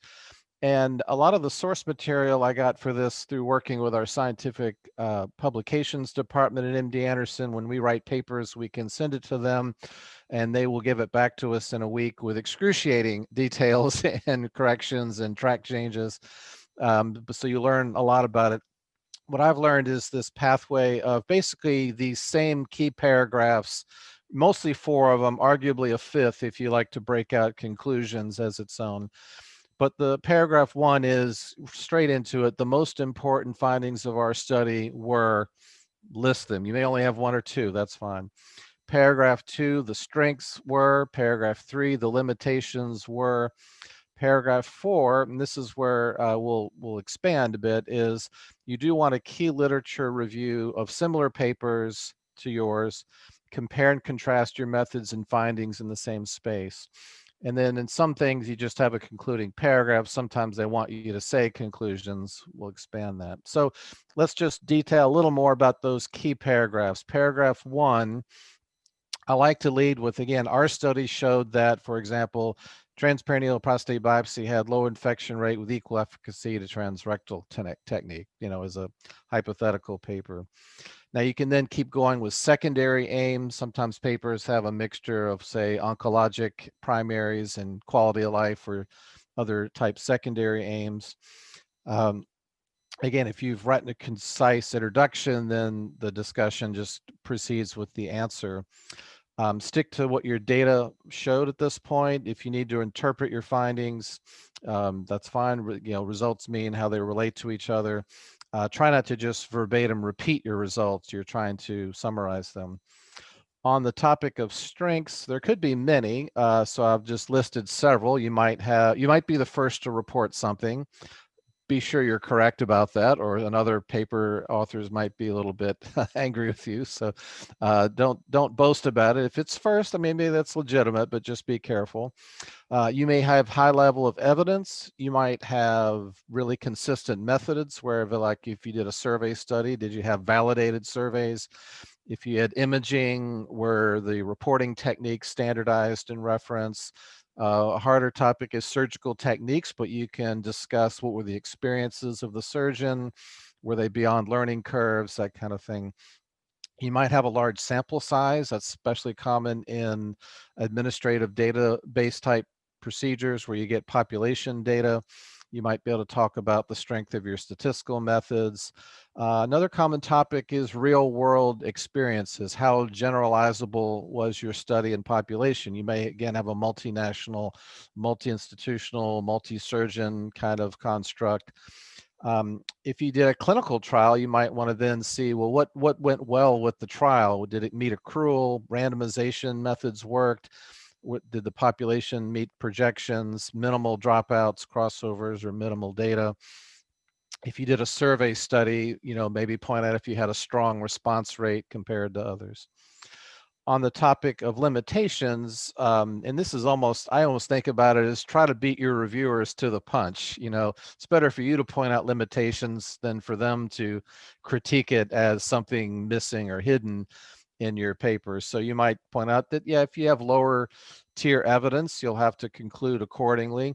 If it was a more narrow scope of surgeons and institution, retrospective, common, cohort study compared to more historical controls, maybe you did have problems with response rate or a very skewed population that, for example, was only tertiary academic or lacked minorities, is a common topic in the US. It is reasonable if you got critiques from your reviewers. That may be a most like it's common that you can't fix your data in peer review. You know, you can't redo the study, but it's common in revisions that the most commonly revised area is probably the discussion, where you may have to point out additional limitations, efforts that could or could not maybe be improved. And again, specific to clinical trials, was it under accrued or underpowered? Were there certain biases in the population studied? Any issues with protocol violations, crossovers, contamination, as famously seen in PSA screening trials, for example? Another common thing in prostate trials, especially big SWOG type prostate trials, is sometimes the practice starts getting outdated. You know, if you study a population for 10 years or more, all of a sudden the imaging and other markers, for example, can be outdated. You may have to almost explain the context of your trial from when the patients were principally accrued. And, you know, like you might see like a Laurie Klotz paper where the surveillance people started with 6 core biopsies, then 12 core, then MRI based. So, but that's sort of unique to long-standing clinical trials. The key literature. So again, I would say don't get lost or carried away and turn your article into a mini review. There's nothing wrong with a concise, on-point discussion. If you have a short results paragraph, you shouldn't have a never-ending discussion point. Don't embellish. Just discuss what your data really has to it. What studies are out there that agree or disagree? Again, caution with boasting. And I think as many of the other speakers talked about, show how your paper fills a knowledge gap compared to existing literature. There are some additional paragraphs to consider. Again, a little more expansion on how generalizable your results might be. You might specifically talk about next steps in research. You might editorialize a little bit more if there was something interesting that happened to your trial along the way that needs some discussion. One of my colleagues, Chris Logothedes, always talks about this idea of a significance statement. And sometimes when people mention that, they think that's just like a conclusion or a key finding. Really a significant statement, it sounds like key findings, but it's really a statement on why your key findings are important and fill a logical gap in knowledge and what might the next logical step be. Finally, for many journals, they are formatted with a special concluding paragraph. I would say if you can, try to write that at a layman's level conclusion, because some people do just scan the literature and want to know the conclusion. So it can be sort of a simplified expansion of the abstract conclusion is one way to do it. What are some temptations to avoid? Again, don't represent your data or all of a sudden bring in new data that wasn't even in the results. You can have a little bit of latitude in discussing the data, but again, stay on point with what your results show. Don't just bring new things out. I already mentioned, don't turn it into a review. Don't conclude beyond the strength of your evidence. That'll get critiqued every single time. Some people might even reject a paper immediately based on that if they found that there were really strong conclusions and very weak data. Again, don't ignore your statistics. You know, if it's non-statistic, that's what it is. Don't do a whole lot of efforts to say something was almost significant, nearly significant. I mean, you could discuss that a little bit in terms of if maybe it was a preliminary pilot trial and it's not significant, but you might propose that in a properly, you know, sample size trial, maybe what the delta might be between your two treatments. And I would say, do what you want, but I would make it a personal challenge not to write too many cliches if you can help it, such as further research is needed or randomized trials are needed. And in fact, what I prefer to do, if someone's going to throw the randomized trials are needed statement in there, then I might be tempted to challenge them to say, okay, give us an outline of it. How feasible is it? How many patients would you need? What would be the delta? Kind of a thing, just if you really are going to bring that up, is it instead of it being a throwaway statement. Now, I did notice that in making these slides, I had trouble coming up with figures, and I know everyone's visual, and a lot of the talks so far have been very text and bullet point, but I did find a few to make some points. So this one shows the flow of a paper with the nice summary of the introduction is the why, methods how, results what, and the conclusion, the discussion is the so what, so to speak. And this figure, it kind of just shows how the abstract and the introductions often speak on the broader picture. Then you really do narrow down to methods, results, but then you broaden it back up in discussion to the broader picture of your paper as it relates to the body of evidence that exists. Another flow diagram here just showing from general background beginning to end of a paper and how those may apply. So overall, you want to help your reader, show them where you're going, don't distract them all over the place. And in conclusion, it's great to see you all, although I would hope to be back in person in India when we can get past this nuisance pandemic. So thank you again for the opportunity to speak with you. Thank you very much, John. You're absolutely right about the visual things. It's become a challenge now. You need to get pictures in because the text alone no longer cuts the thing the way you want to do it. So you're right. And hopefully with the vaccine around, we may just be seeing you again physically next year. I'm going to move on to the next talk before we take questions. And it's a pleasure to invite Dr. Nitya Gogte, who is the former editor of the Journal of Postgraduate Medicine. Nitya is professor and head of clinical pharmacology at KEM NCGS Medical College, Mumbai. I've heard her do this talk on a number of occasions, and it always amazes me how well she's able to put these problems of statistics across so easily. It's a pleasure to have you, Nitya, and please go ahead.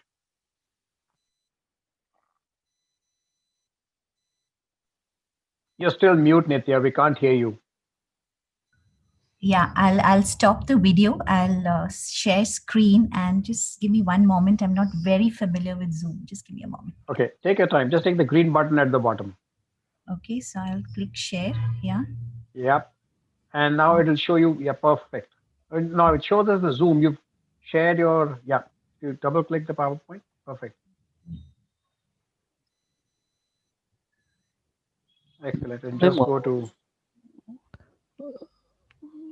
Perfect. So we have your camera also. Your camera is also on. We can see you and we can see your slides. Just flip Both up perfect. your laptop screen. Sorry? Just flip up your laptop screen. What is the meaning of flip up? We can't see your face fully. We can't see your face fully. It's cutting across at your eyes. Tilt up. Okay. We just tilt it backwards. Yeah. Okay. Is it better now? Little bit. Yeah, much better. Yeah, perfect. Perfect, Excellent. Excellent. I'm sitting on the floor. That's why. No, we were just cutting it across your eyes. So that's the whole thing. Perfect. Thank you. All right. So thank you, Rajiv, and the Indian Journal of Urology.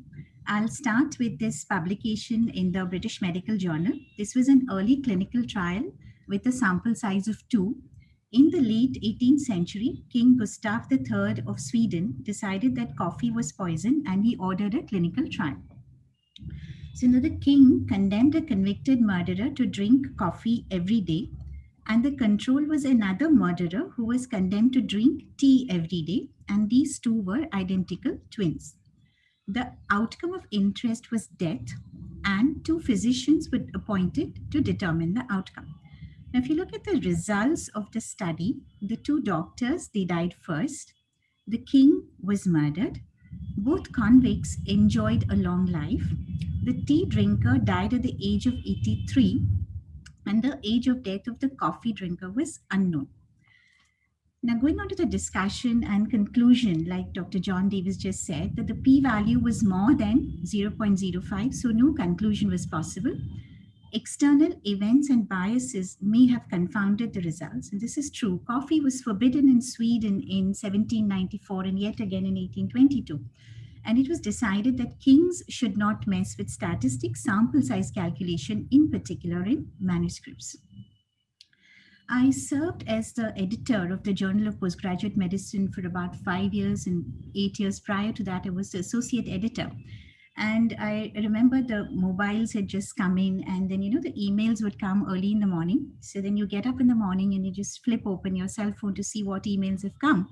And this is a very nice cartoon which sort of depicts what I went through in those days. Dear contributor, thank you for submitting your story.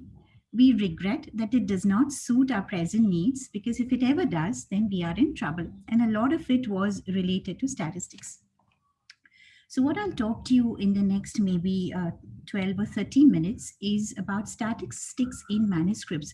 What I'm going to focus on is how we need to really go beyond the p-value in manuscripts. I'll talk to you about the p-value. I'll talk about confidence intervals.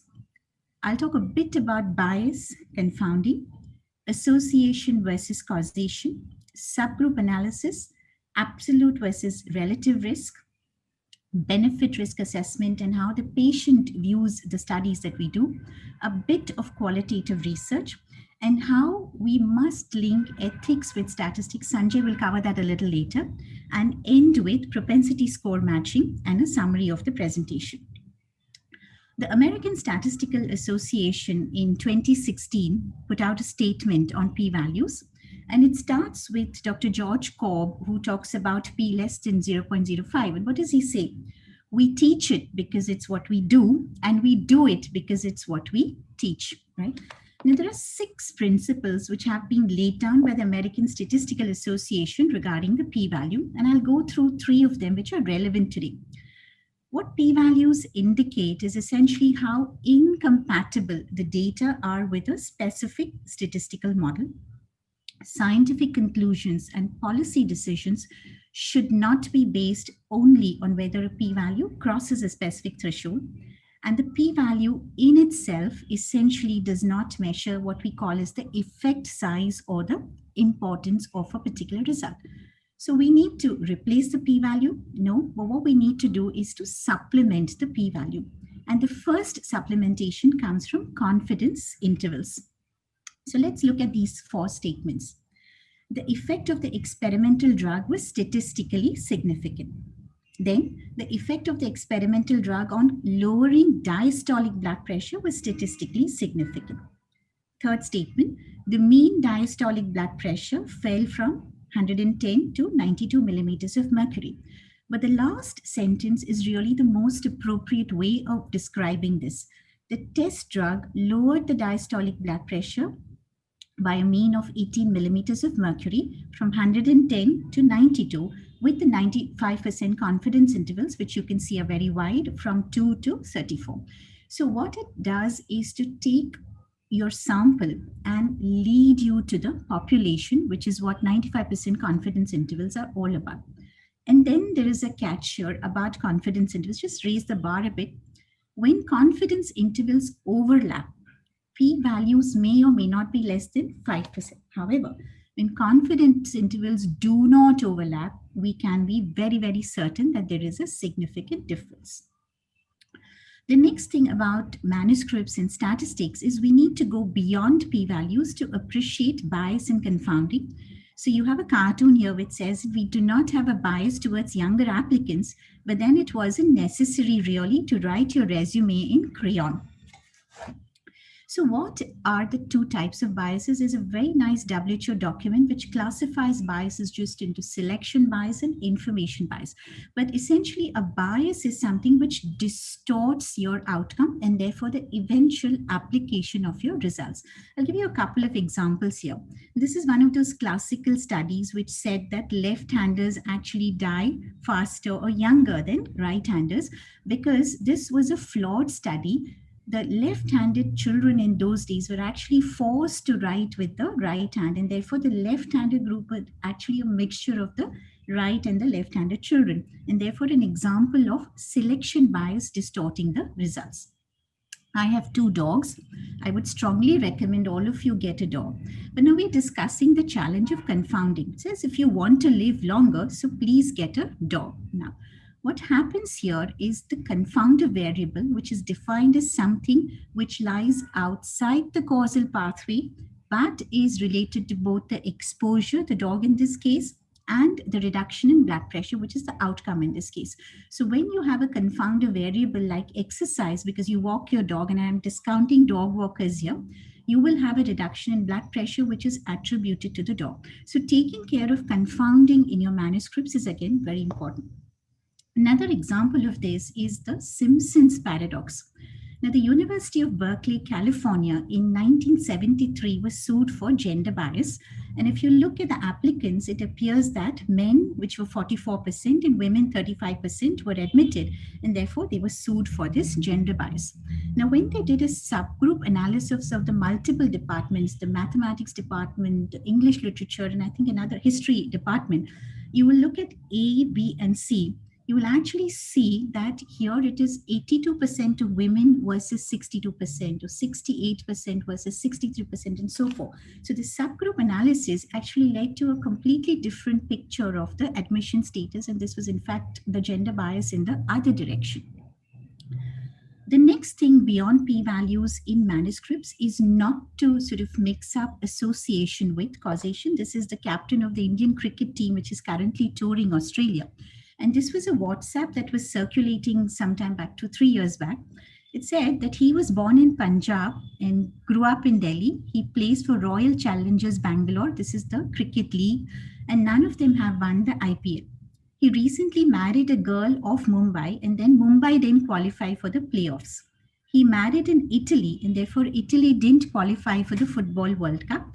And now he's supporting Germany in the Football World Cup, and therefore the result of the first match shows that Germany is not going to get the World Cup.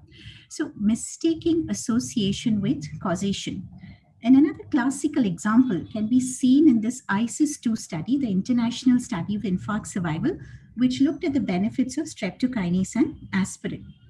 So they did a association of the results of the study with the various sun signs.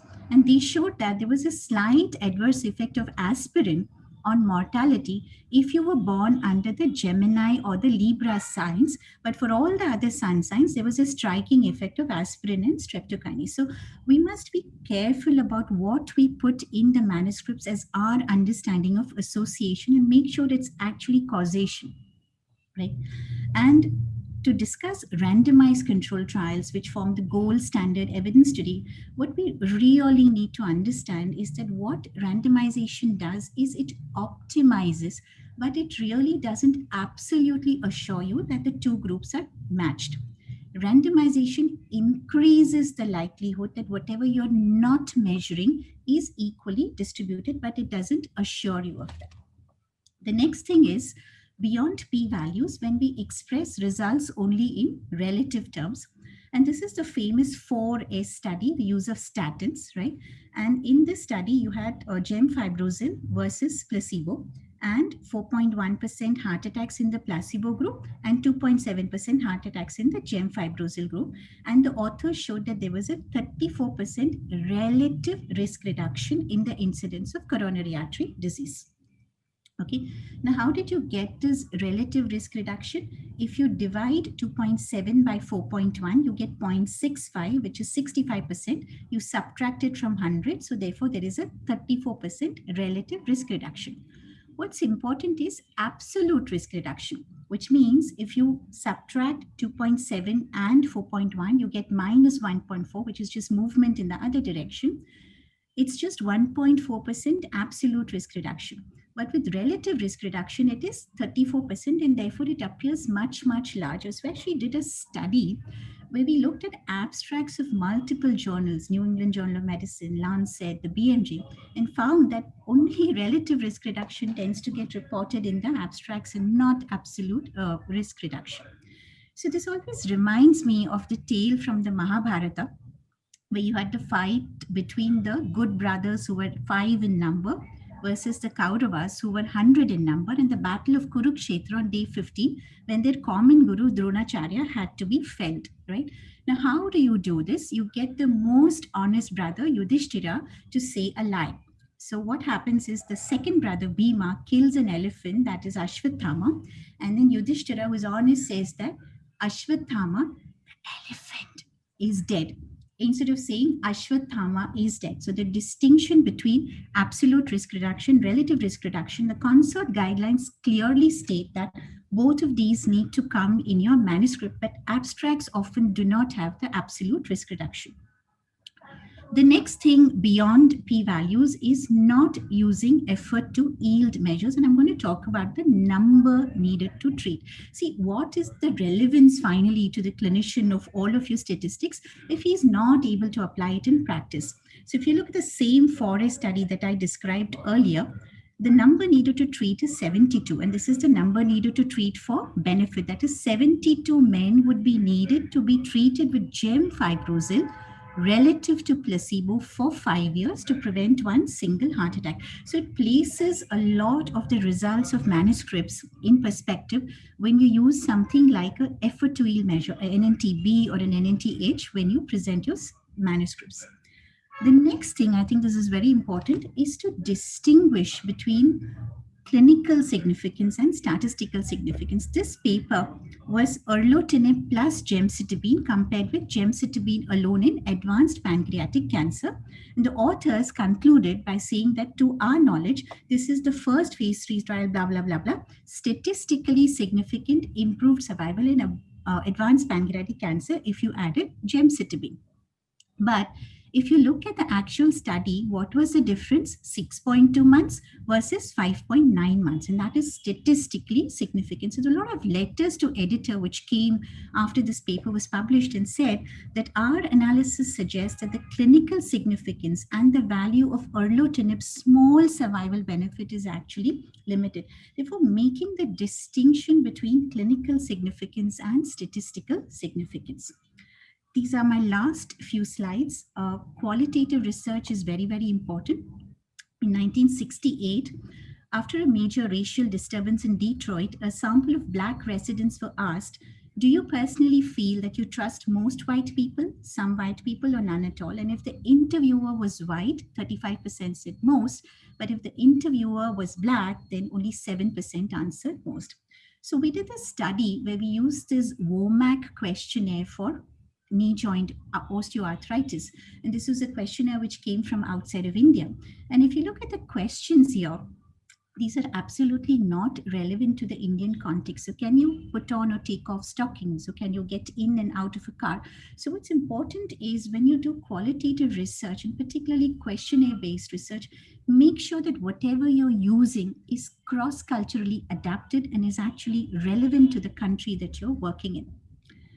Linking ethics with statistics. And I'll talk about the Heritage study. The Heritage study showed that the biosimilar trastuzumab was as good as the innovative trastuzumab, that is Herceptin, in patients treated with breast cancer. But the editorial was very telling. The editorial said that the cost of this biosimilar will still preclude access in the developing world relative to the developed world.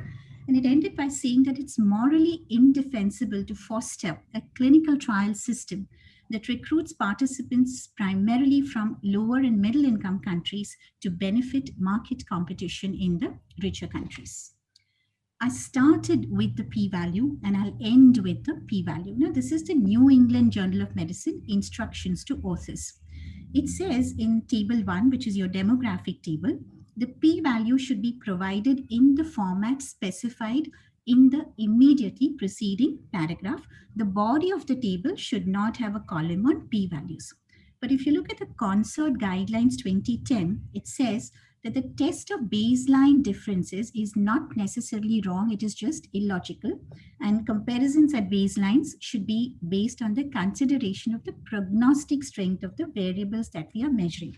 So to P or not to P is really the question. Prognostic strength of variables using propensity score matching. So what just end with this, what propensity score matching does is, if you have observational studies, and much of literature today is really 60% of your literature is observation studies, RCTs are really a small proportion of what we read. So propensity score matching actually allows you to sort of mimic a randomized control trial. And I'll give you this example of PORT, post-operative radiotherapy, right? So you have two groups.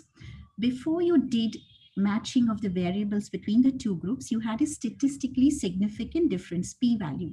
But if you did the propensity score matching and actually matched the variables, then you found that this statistically significant difference for lymph node positivity actually disappear, right? So what really is the p-value? The p-value is essentially the probability that under a certain model, which is your null hypothesis, the data, the difference that you get would be equal to or more extreme than what we actually get. So that's really the p-value. What it measures is the uncertainty. And I think the summary of what I have to say is, in manuscripts and statistics in manuscripts, think and go beyond the p-value and this p less than 0.05%. This is the only urological slide I have, Rajiv. A mistake in the operating room can threaten the life of one patient. A mistake in statistical analysis or interpretation can lead to hundreds of early deaths. So perhaps it is odd that while we allow a person to conduct surgery only after several years of training, we give SPSS to almost anyone. Okay. Thank you, ladies and gentlemen, for your kind attention. Rajiv, I've spoken to surgeons after 20 years. Thank you so much. Thanks a lot, Nitya. Just for your information, Andy Vickers is actually a statistician. He's not a urologist. So the last slide that you have of Andy Vickers' quote, Andy is actually a statistician, but well known to urologists because of a lot of our manuscripts come from him. No, so thank you very much. We at least got some humor from non-surgeons into a surgical presentation. Thank you. So thank you all three. We are slightly over time, but I do want to have at least one question to everyone. I'm going to begin with Dr. Piyush Sani. Sir, a standard question. What do I put in? What do I leave out in the results? So very simple answer. What you put in is what your primary outcome measure was for your research question. And you can leave out everything else, if that's enough. So you must have data which answers your question positively or negatively, doesn't matter. You can't get away without getting that information into your paper. And is there a sequence in which I should answer? So let's say, should I always give demographics first, then give the intra-op results, then the post-op results, even if my primary outcome was survival? So if you have groups and you want to compare groups, then it's good to have the demographic data upfront. Even if you have a single group, it's still nice to know what are the patients that you were dealing with and what were their numbers, what were their age groups, what were their genders, and so on and so forth. But very soon after that, you need to get your primary outcome results into the results section. If you don't talk about your primary outcome measure in the initial parts of your results, I as a reviewer will start wondering what's wrong. Where is that primary outcome that you were talking about? Why is it at the bottom of the results? Why is it not talked about at all? And that's not something that you want. So if you're if you're still struggling with p-values, Nitya has told you not to struggle with them at all. But if you still want to struggle with p-values and you look for p-values and significance, and that's the only thing that is going to get into your results, even if that is due to a subgroup analysis, then you may be in difficulty as far as getting your manuscript accepted for publication. Thank you. John, the next question, and this is from non-native English speakers. Now, that's the commonest refrain we get. The first thing you're sure you're going to get back in his review is get it reviewed by somebody who's a native English speaker. So the question to you, therefore, is it's often difficult to begin writing a discussion. The methods and results are relatively easy because you're talking of hard facts, and your knowledge of English and your knowledge of language doesn't really come in as much as it does in the introduction and the discussion. So what would be your simple advice to people to begin the writing of the discussion? What should come first? how should I begin my discussion section? Yeah, I mean, I think the paragraph sequence I gave you is an easy boilerplate to use. So again, key findings, strengths, limitations, literature review. You can't go wrong with that approach. And then I gave you some optional paragraphs to think about. Another way to think about it is, you want your work to be cited and appreciated by others. And sometimes you can help yourself, especially in that first paragraph, by thinking to yourself, what would I want someone else to say about my paper as they introduce their study? Because the more you can consolidate that into a single concept, our study showed that this, that'll help people. And you will see, though, sometimes if you point that out clearly, then you will see someone not just reference you as a footnote in a future paper, but actually say so-and-so showed this by name, and then cite your work.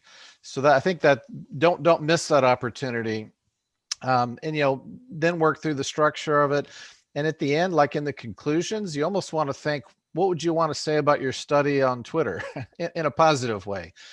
Social media under 240 characters, something straightforward to go. And in fact, increasingly, some journals that value social media are going to ask you, not necessarily at the submission stage, but at the revision stage. Like if your paper is clearly on the pathway to publication, they're going to ask you to write your own tweet about your own article.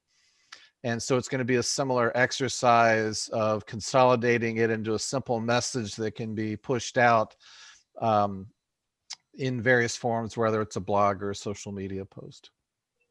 Right. Thanks, John. I'm going to take the next question for Nitya straight from the chat box.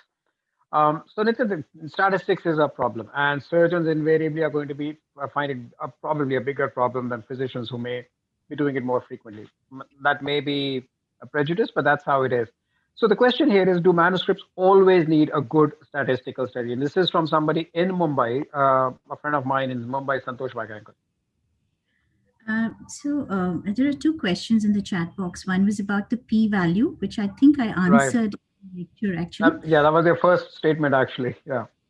So let me just answer that, because I'm not sure if I got across. The important thing is we cannot get away from p-values, and they are important.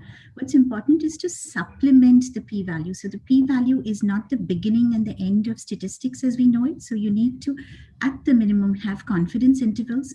And if you have p-values that you get from a subgroup analysis, remember that's not the hypothesis that you started with. So that hypothesis would need to be proven.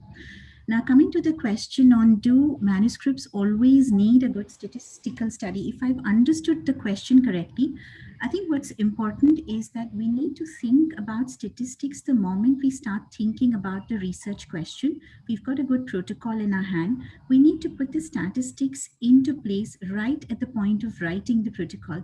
So when you have a manuscript written and ready, you don't start thinking about the statistical analysis. I have a teacher of mine who always says that if you come to me for statistics after the manuscript is written, it's like asking me to resurrect a corpse in the mortuary. So the important thing is to think of the statistics. It doesn't matter. It doesn't have to be a randomized control trial. It could be a simple surgical study. It could be a series of cases that you're putting together. But think about, are you going to use descriptive statistics? Are you going to use inferential statistics? You don't need to always have confidence intervals and number needed to treat. The important thing is to think is, what is the statistics that I'm going to need to make my manuscript publishable? I hope that answers the question. Yeah, thanks, Nitya. It's always going to be a challenge getting statistics done, but yeah, thank you for making it simple. We're going to move on to the third section now, and this is the section which often generates a lot of discussion. The discussion was generated even before we drafted the session. Is Sanjay Pai writing to me and saying 15 minutes to cover all this? How do I cover all this in 15 minutes? And I agree completely with Sanjay. Doing ethics in 15 minutes is simply impossible. Nonetheless, I'm going to hope Sanjay does it and at least highlights the most important aspects of the ethics as they relate to us.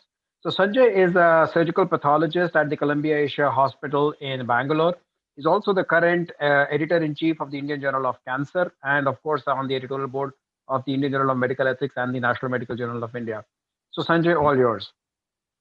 Thank you, Rajiv, and thank you to the society, and to the journal.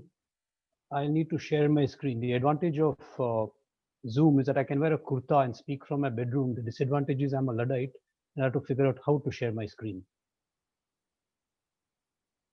You want some help, or Just click on the green button at the bottom. I've There's done that, share Brad. screen. yes. I've sent you the presentation anyway. I know, but I can see your slides. Before Sorry? before Could you click on put the my share screen screen on? button, just first open your PPT, sir. First open your presentation. Yeah, it's so. Okay, 1 minute. As you can see, I'm doing this after a couple of months. Yeah. Make a full screen, Yeah, sir. we got it. We can see your slides. Just go Okay. full screen. Yeah, Okay, yeah, great. fine, Perfect. perfect. Okay, fine. So as Rajiv said, or rather, like I would like to say, doing a talk on ethics in 15 minutes is like asking somebody to read Campbell and Walsh in 1 week. It can't be done. But I'll try whatever I can do. Maybe you can read a couple of chapters from Campbell and Walsh, and that's what we do right now. I'm not entirely a stranger to this group because most of the guys out here are friends of mine. And I spent a year in MD Anderson 23 years ago.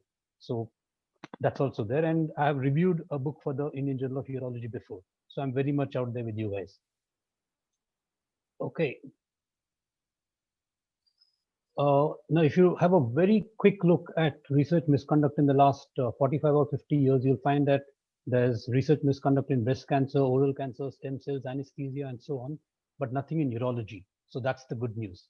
Urologists seem to be more honest than most other branches of medicine. However, if you look at a paper from the BJU last year, the landscape of urological retractions, the prevalence of reported research misconduct, this paper looked at 138 urological papers which were retracted between the years 1999 and 2018.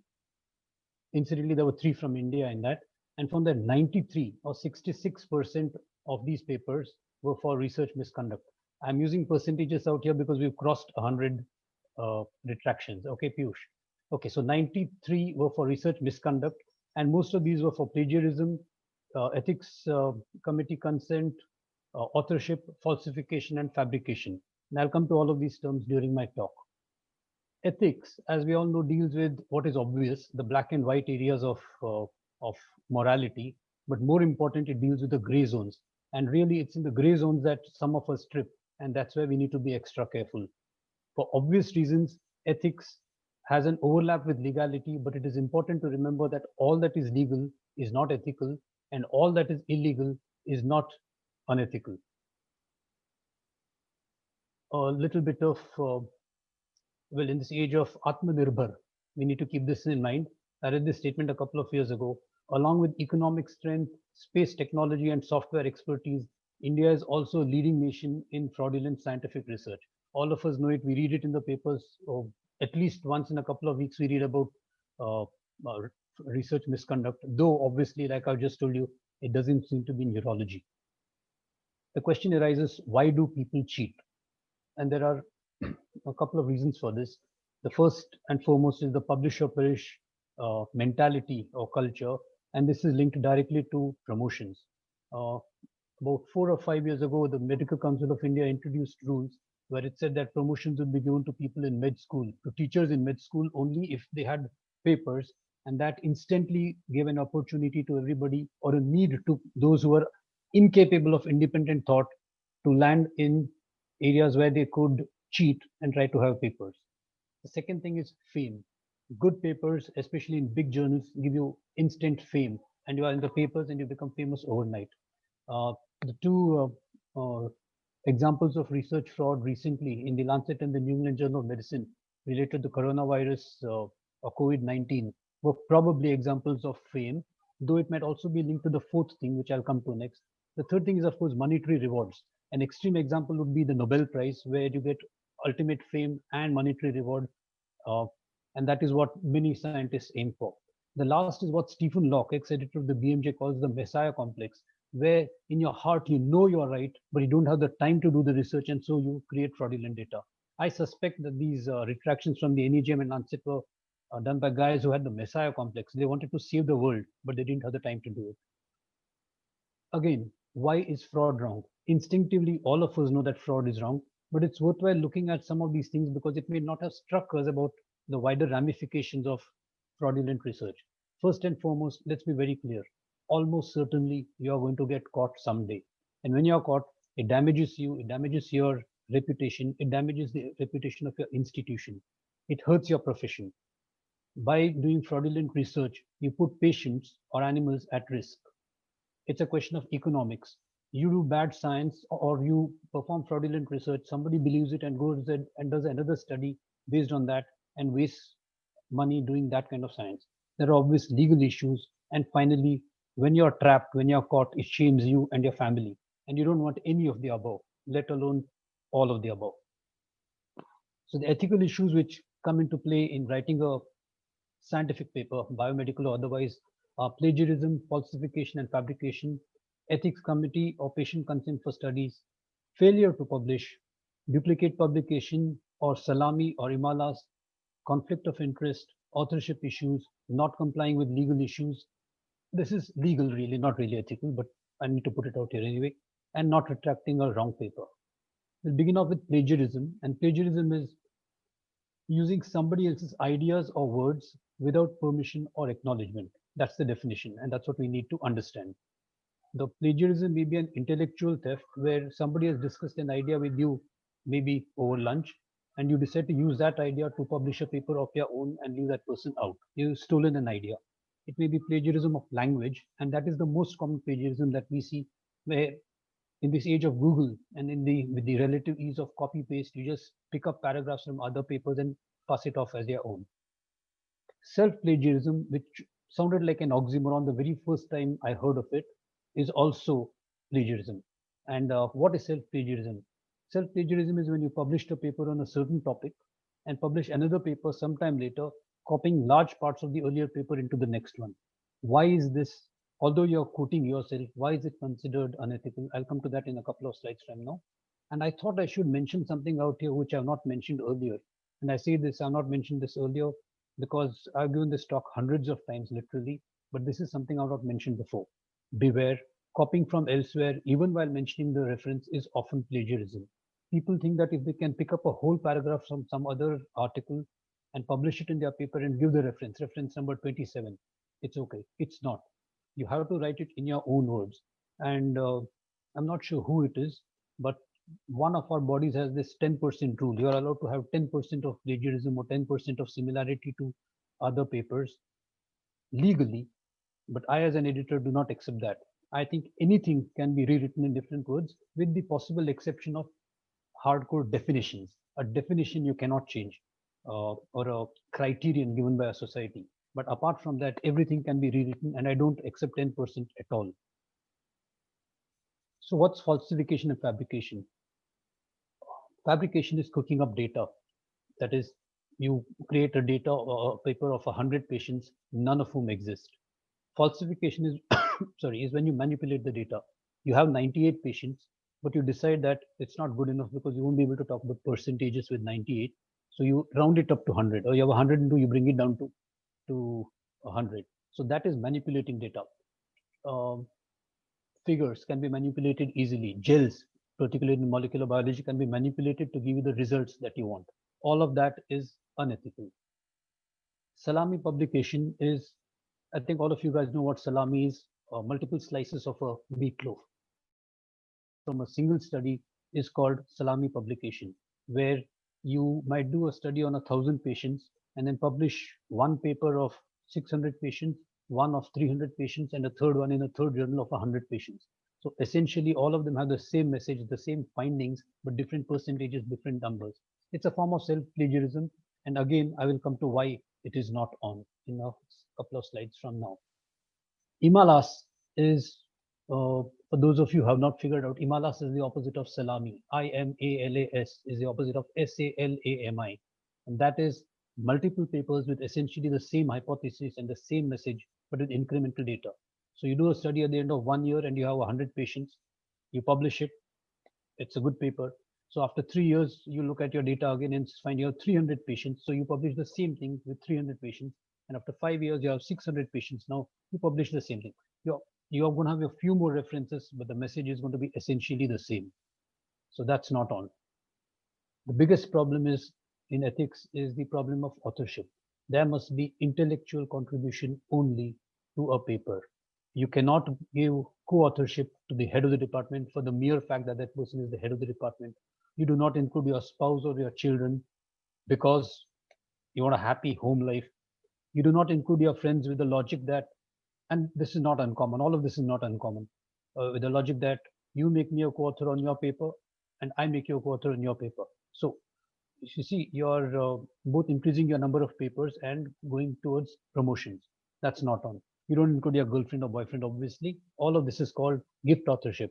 And surgical gastroenterologist V.K. Kapoor wrote a lovely letter in the Lancet in 1995, which he called as polyauthoritas giftosa, or gifting authorship. As far as an editor is concerned, and that's me, the most vexing of issues is the authorship issues. You have to deal with it all the time. I'm sure authors also have this as a problem. What I advise my colleagues is, even before you get your question right, decide who your authors are, who your co-authors are, decide your sequence of authorship at the very beginning, because you're going to end up in problems later on. It's like doing statistics after the study. It's too late. Be very careful not to exclude deserving people as co-authors. Be careful about ghost authors. If somebody has contributed in some way, maybe in writing the paper, do acknowledge that person. Don't leave that person out. That person may not be an author, but needs to be acknowledged at least. Like I said, choose your co-authors with great care, uh, and consider collaborating, especially in multi-specialty papers.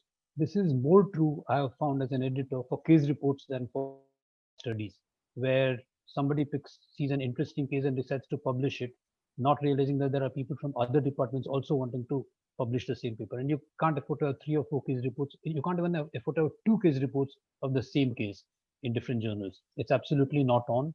And again, I'm going to come to that soon. Failure to publish. This is something which had not been realized some years ago, but is now well known. Negative results are rarely published because journal editors want spin. They want positive results, and negative results are rarely published because of this. Nevertheless, now there are journals which publish negative results, and good editors do take in negative results. The reason negative results should be published is it is important to set the record straight. If you do not publish your negative result, somebody else might have the same hypothesis and might perform another study and come out with the same negative result and not publish it. That's going to be a waste of time and waste of resources and waste possibly dangerous to patient lives. And since that person will also not be able to publish that negative result or does not publish the negative result, there is going to be a third study some years down the line doing the same. Commercial or political interests obviously dictate things like failure to publish, and hence the clinical trials registry helps address some of these issues. So if you do a study and you find that it's a negative study or you find negative results, you can't afford to hide. You need to publish it. Failure to retract a paper. I'm with the Urology Society, so I should be careful when I use the word retract. Anyway, failure to retract a paper if an honest error is made is very, very important. I myself have retracted a paper 15 years ago, a case report which I published when I got additional data 1 year later, which negated my diagnosis. And I felt it was in the interest of science that I retract the paper. I did mention out there why I retracted it. It was not fraud. However, misconduct does account for the majority of retracted publications. This is linked to self-plagiarism and the like. Redundant or duplicate publication.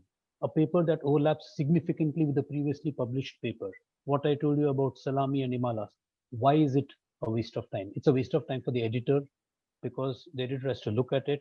It's a waste of time for the referee because the referee looks at it and discovers it's been published again. It's been published before. And if it misses their eagle eye and gets published, it's a waste of time for the reader who reads it and realizes that he or she has read this before. The problem is if all of this happens, your number of papers on your CV get increased, and you may get a promotion, which may be unfair because somebody else who's been honest and has not indulged in salami may have fewer papers. And finally, it might distort the scientific data in a meta-analysis. You might have papers chosen twice when they should be chosen only once. Exceptions to duplicate publication exist when you're occasionally publishing guidelines or editorials which may be published in different journals at the same time. This is done with the permission of all the editors concerned. ethics committee and or author consent is also important, and a couple of the previous authors have already speakers have already referred to this. After 2013, according to the Indian Council of Medical Research, you require to take ethics committee consent for all studies. You may or may not disagree with this, but the point is, since that's the law, you better follow it. There are important reasons for this, but we don't have time for that. And it's interesting, I must tell you that I often get emails from authors telling me that they don't feel ethics committee consent is required. The fact is, it's not your opinion I'm interested in. I need to follow the law. Get a waiver or get ethics committee consent from your ethics committee. Conflict of interest is something else which is always in the news, and conflict of interest may be financial or otherwise. Financial may be stuff like research funds from pharma. If you got research funds, sorry, from pharma or anybody else, do mention it out there. You might have got conference travel funds. You might be getting small or big gifts. You might be a speaker at a pharma-sponsored conference. Put it all out there. Don't take a chance. These are what are called the hidden persuaders, and it's up to you to be honest to put it out there. You might have personal or political or intellectual views which might affect the message of your paper. One conflict of interest that I can think of immediately as an editor is publishing in your own journal. If the editor wants to publish a paper in his or her own journal, it's a conflict of interest. So this is where, as an editor, we send it to somebody else, some other editor of the journal, and ask that person to manage the paper, the manuscript. So how do you avoid the trap of research misconduct? First, select your collaborators very, very carefully. I cannot tell you that enough number of times. Very, very carefully. Read every reference that you're quoting to make sure there is no misunderstanding and to make sure that there is no plagiarism. If you are not the first author of the paper, if you're one of many authors and somebody else is the first author, that person may not know what plagiarism is. He might go by the 10% rule, or he might think that you can quote a paragraph and then put reference number 24 in brackets and that's okay. It's not. But when that paper goes down, when everybody goes down, you go down along with that person. So be very, very careful. Check every reference. When in doubt, withdraw from the study. It's not worth it. Declare all possible conflicts of interest. And solutions to all of this, we should have an ombudsman for the journal and for the societies. Appropriate punishment must be given to those who indulge in research misconduct. Deans and directors must investigate misconduct. This rarely happens, I might also add. Undergraduate and postgraduate education in writing ethics is important. And that's why I mentioned this part about 10%. I don't accept it. I think people need to be educated about that. And editors must ban such, this is my opinion, must ban such authors from publishing in their journal. New ethical issues. Rajiv doesn't want me to talk about it, but I have to put in one slide. Where to publish, whether to publish in an open access journal where everybody has access to your science, or whether to publish in a paywall journal is an ethical issue. Subscribing to impact factoritis, which Balram calls, publishing only in high impact factor journals is, I think, an ethical issue. And predatory journals, of course, we have a talk after this. And I want you guys to have a look at this Hong Kong criteria sometime. We don't have time to look at this right now. And if we all listen to our parents and grandparents, honesty is the best policy. If you listen to what I heard 50 years ago and what you heard when however old you are, it would be very, very easy. We wouldn't have had need for this talk at all. Thank you. Thanks, Sanjay. I completely agree with you that the time just isn't enough to cover ethics in the 15 minutes we gave you, but you did a great job of it. I'm hoping we'll have some time at the end of it, although it looks a little difficult, but we'll try and come back with some of the questions that invariably come up with ethics. We're going to move on to the next talk, and it's my pleasure to welcome Dr. Peter Black. Peter is a professor of urology at Vancouver, but his biggest headache as of now, I would assume, is the fact that he's the editor of the newest journal on the urology landscape. So Peter is now the editor of the SIU journal, a job that he took up earlier this year, and undoubtedly it's a big task. And thank you for being with us, Peter. You're going to talk about something that Sanjay left off on the last bit of his talk, and that's predatory journals. All yours, Peter. Terrific. Thank you, Rajiv, for the opportunity to take part. And my talk really takes off right where Dr. Pai left off with predatory journals. It's kind of a fun topic to talk about. There's always intrigue and a lot of interesting anecdotes.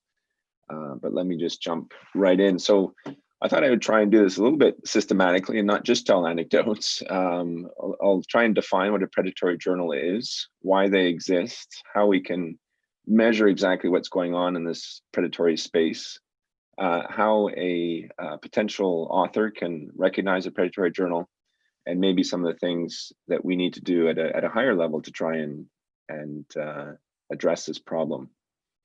So what is a predatory journal? The term was actually coined by this gentleman, Jeffrey Beal, in 2010. He's an academic librarian from University of Colorado and has made quite a name for himself in this domain. This was a paper, he didn't coin it in this paper, this is a different paper, but this is where he is one of the first publications that identifies this problem of dubious research quality that is done for the financial motive of the publisher. And you see, it's actually a very recent problem. So we're talking just about the last 10 to 12 years. Nature, a group publishing in Nature, came up with this definition just last year. This was put together by a formal process with, I think it was 43 experts and stakeholders from around the world who went through a multi-round Delphi process and came up with this definition of a predatory journal. So predatory journals and publishers are entities that prioritize self-interest at the expense of scholarship. So that's a key, that it's all about making money. It's not about the quality of the scholarship, and are characterized by false or misleading information. So deception is a big part of it. Deviation from best editorial and publication practices, a lack of transparency, and or the use of aggressive and indiscriminate solicitation practices. So the eternal emails that we get from these journals. There are issues with the name predatory journal. Predatory implies that the authors are victims and that there's misconduct going on. But a lot of features of predatory journals are really their poor quality. And poor quality by itself does not mean there's misconduct. And some journals may be labeled as predatory just because they don't have the resources to afford proper quality control. I think it's very important to recognize that many authors are complicit with the process. They know that they need to publish for promotion or whatever other reason, and they follow the path of least resistance. So an alternative term is illegitimate publishing. I'm going to stick to predatory, and the Nature group also stuck to the name predatory just because it's become an accepted term that people recognize easily. So why do we have this problem?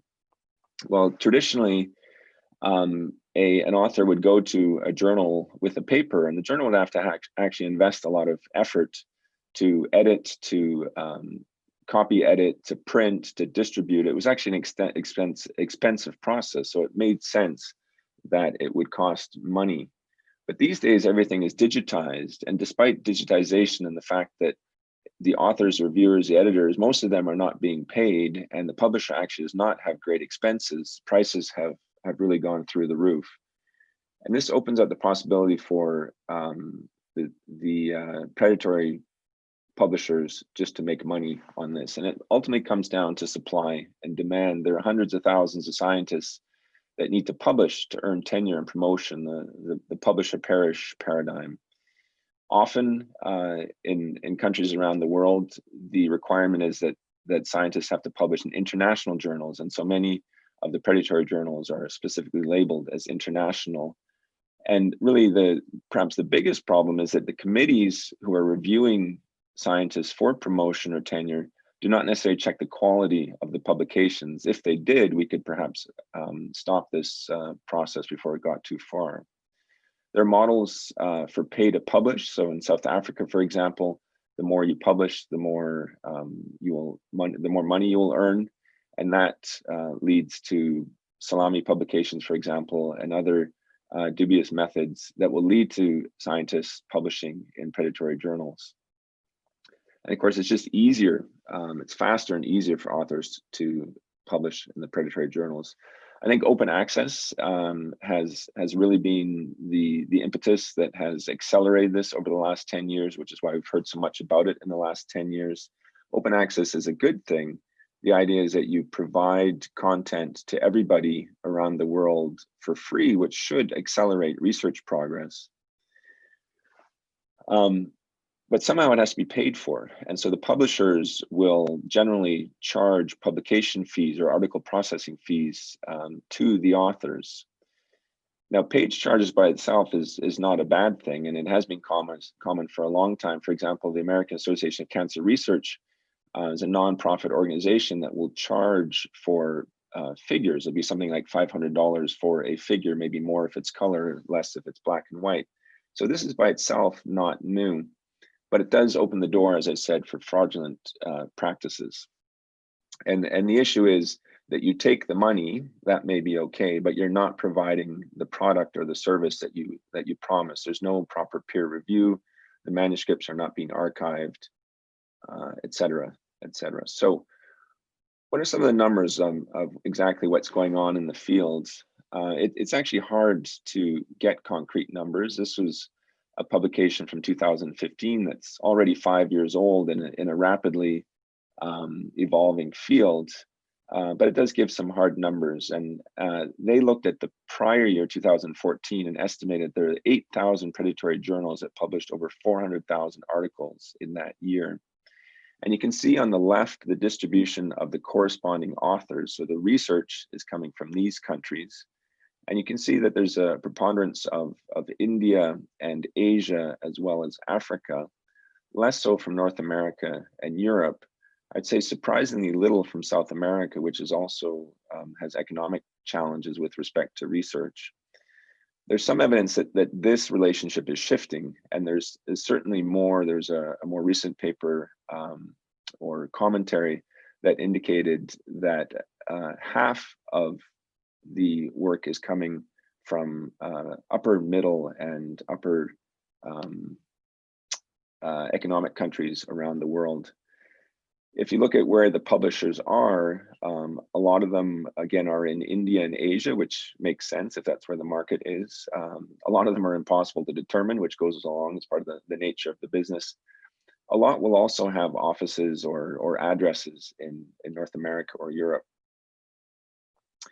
An interesting measure of impact of predatory publication is to compare the ratio of predatory publications to the production of articles listed in the Web of Science and therefore thought to be valid publications. And you can see the numbers here from 6% in the US up to almost 1,580% in Africa. It's interesting to think what happens to the prey, so the authors who publish in a predatory journal.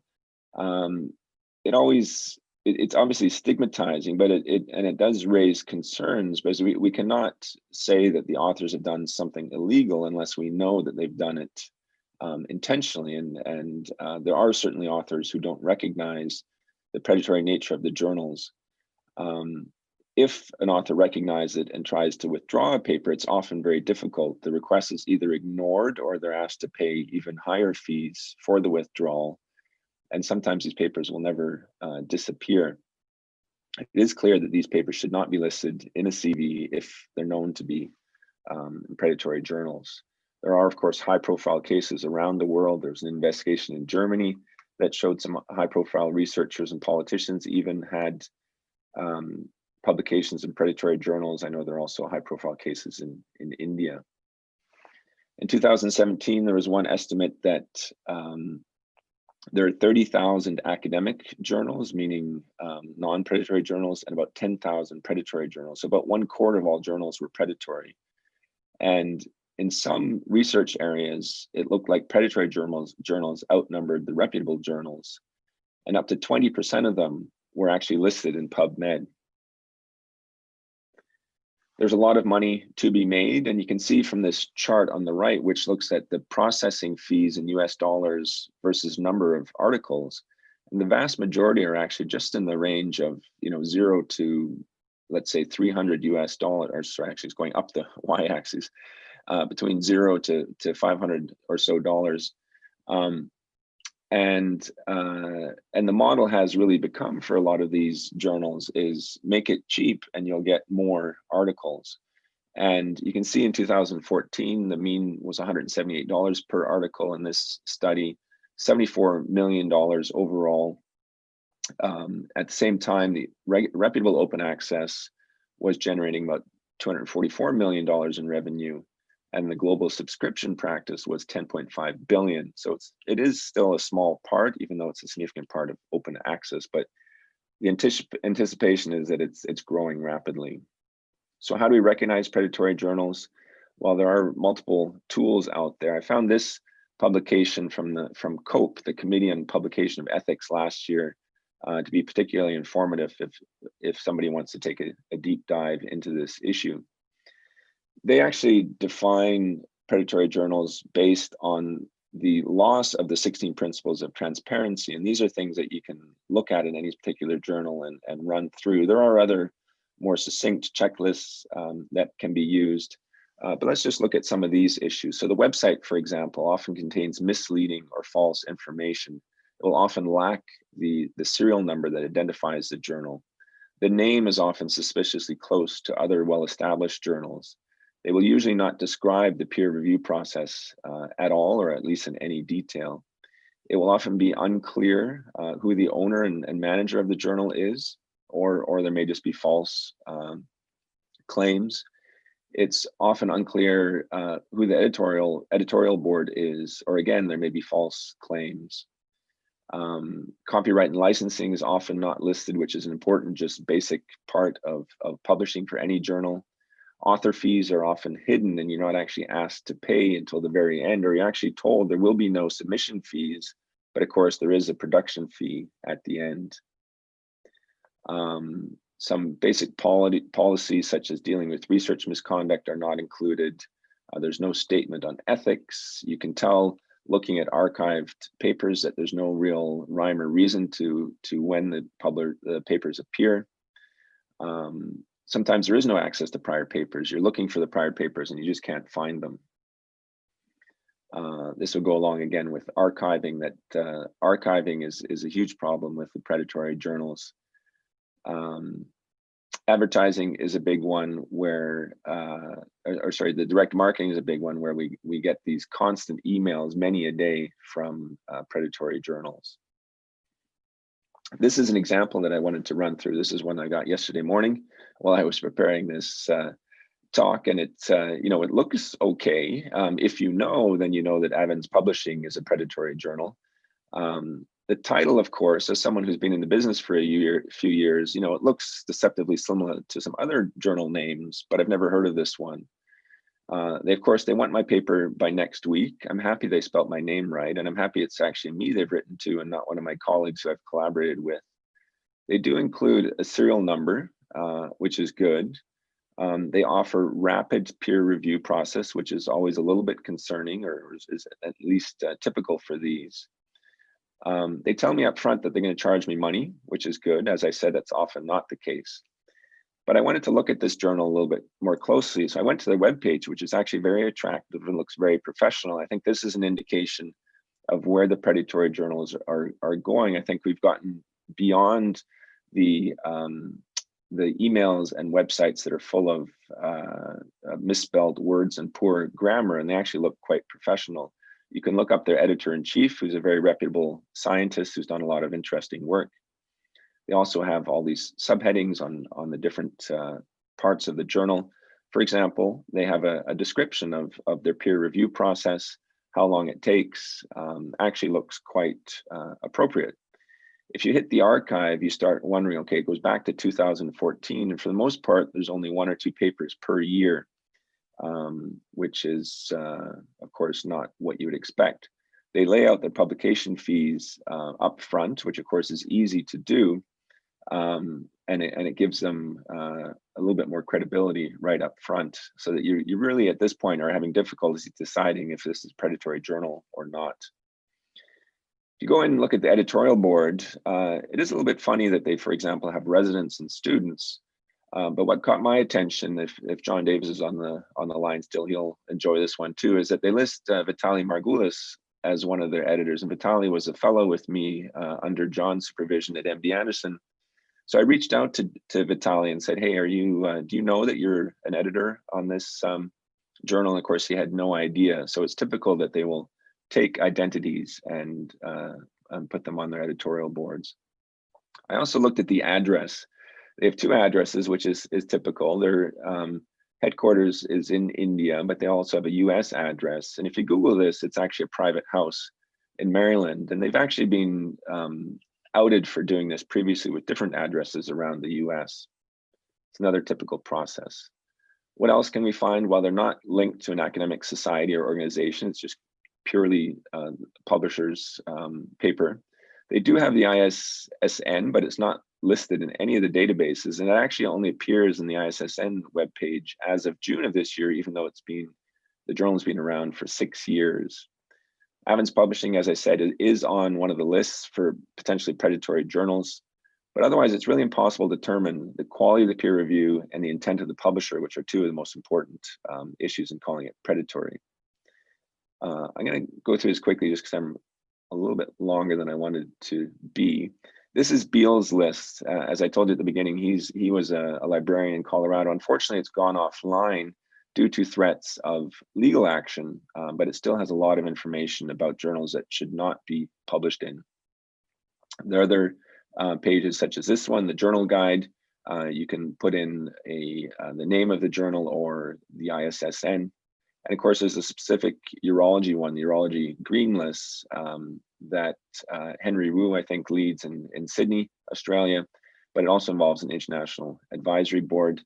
Interesting that our own journal, the SIU journal, has not yet made it on this list.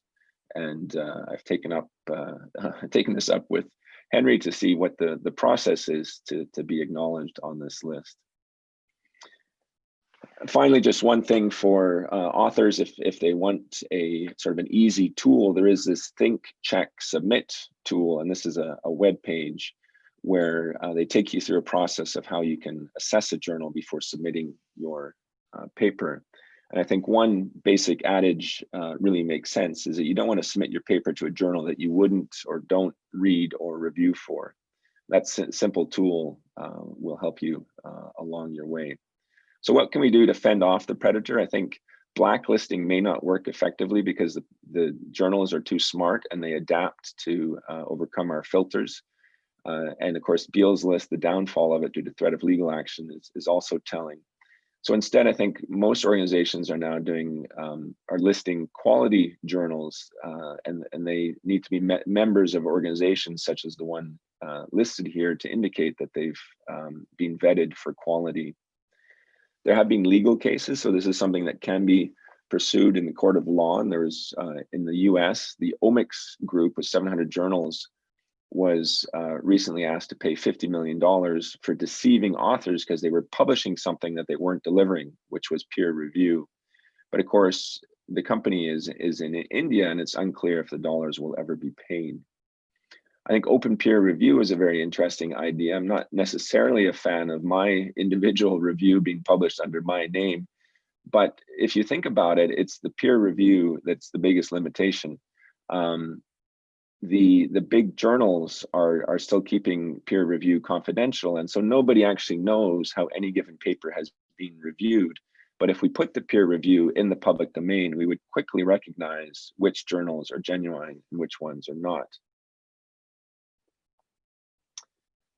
In the end, I would just like to highlight the SIU journal, which, as Rajiv said, had its first edition published in October, and we'll publish every other month.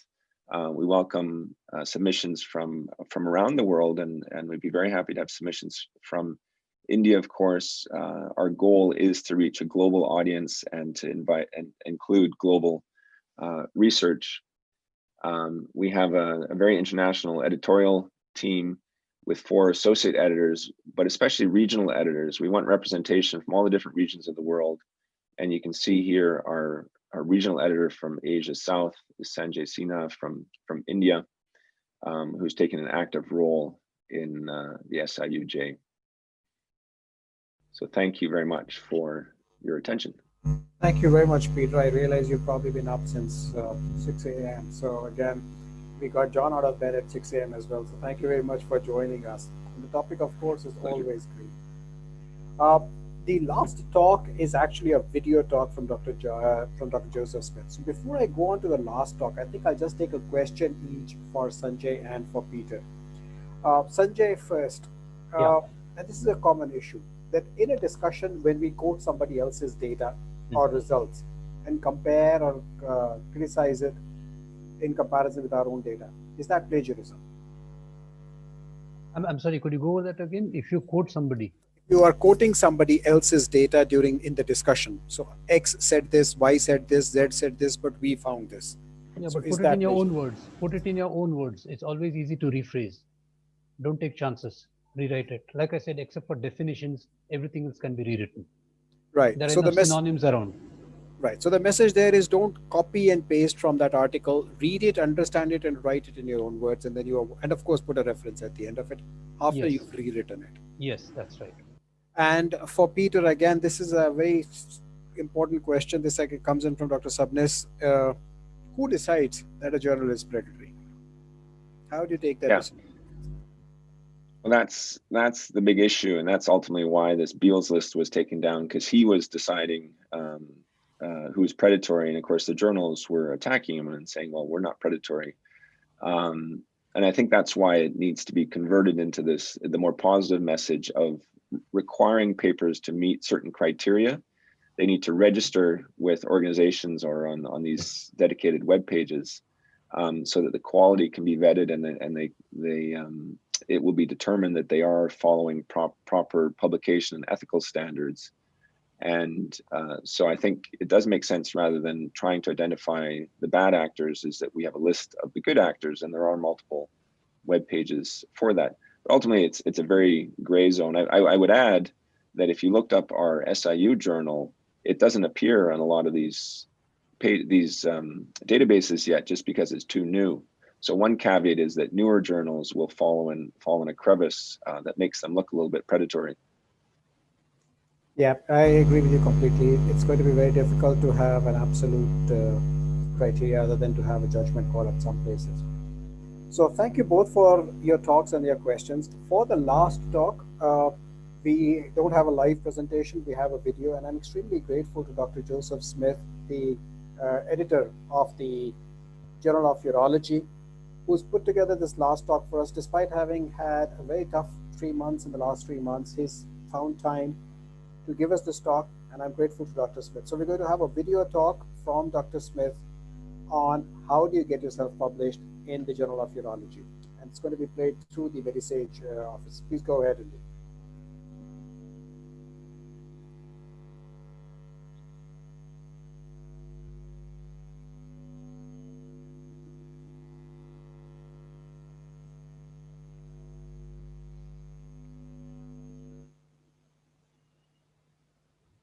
We don't seem to have volume sound on this.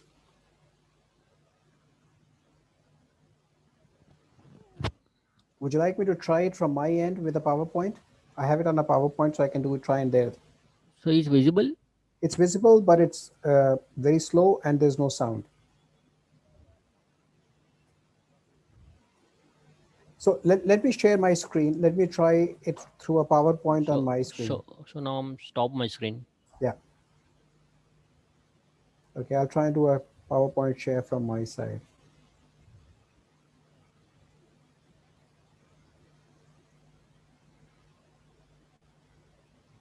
I send greetings to all of my friends in India. Is this audible? Yes, sir. Kumar, and thank you for inviting me to participate in this seminar. I look forward to the time that I can visit your beautiful country again and see my many different friends. So I'm going to spend a few minutes trying to give you some advice on how best to get manuscript published, not only in urology, but really in any field.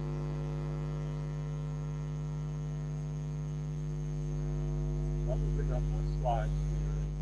I'll start off by showing the cover of February 2000. Voice, it's not properly. Yeah. Which was our centennial issue, 100 consecutive years of publication. And over those years, the character of the journal clearly has changed, as it has for many journals. So if you notice, we are the official journal of the American Urological Association. But that doesn't by any means indicate that it's a journal solely for papers from America or solely for American urologists. And in fact,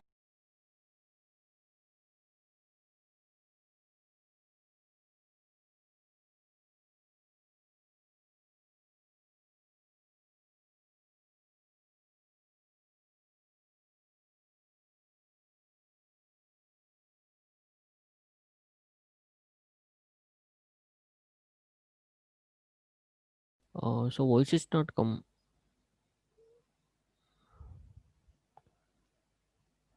and we have a large number of them. And the manuscripts we publish, we intend to be of interest to readers anywhere in the world. Now, that's a little bit different from some journals, and we'll talk about that later, which may have a much more region-specific focus.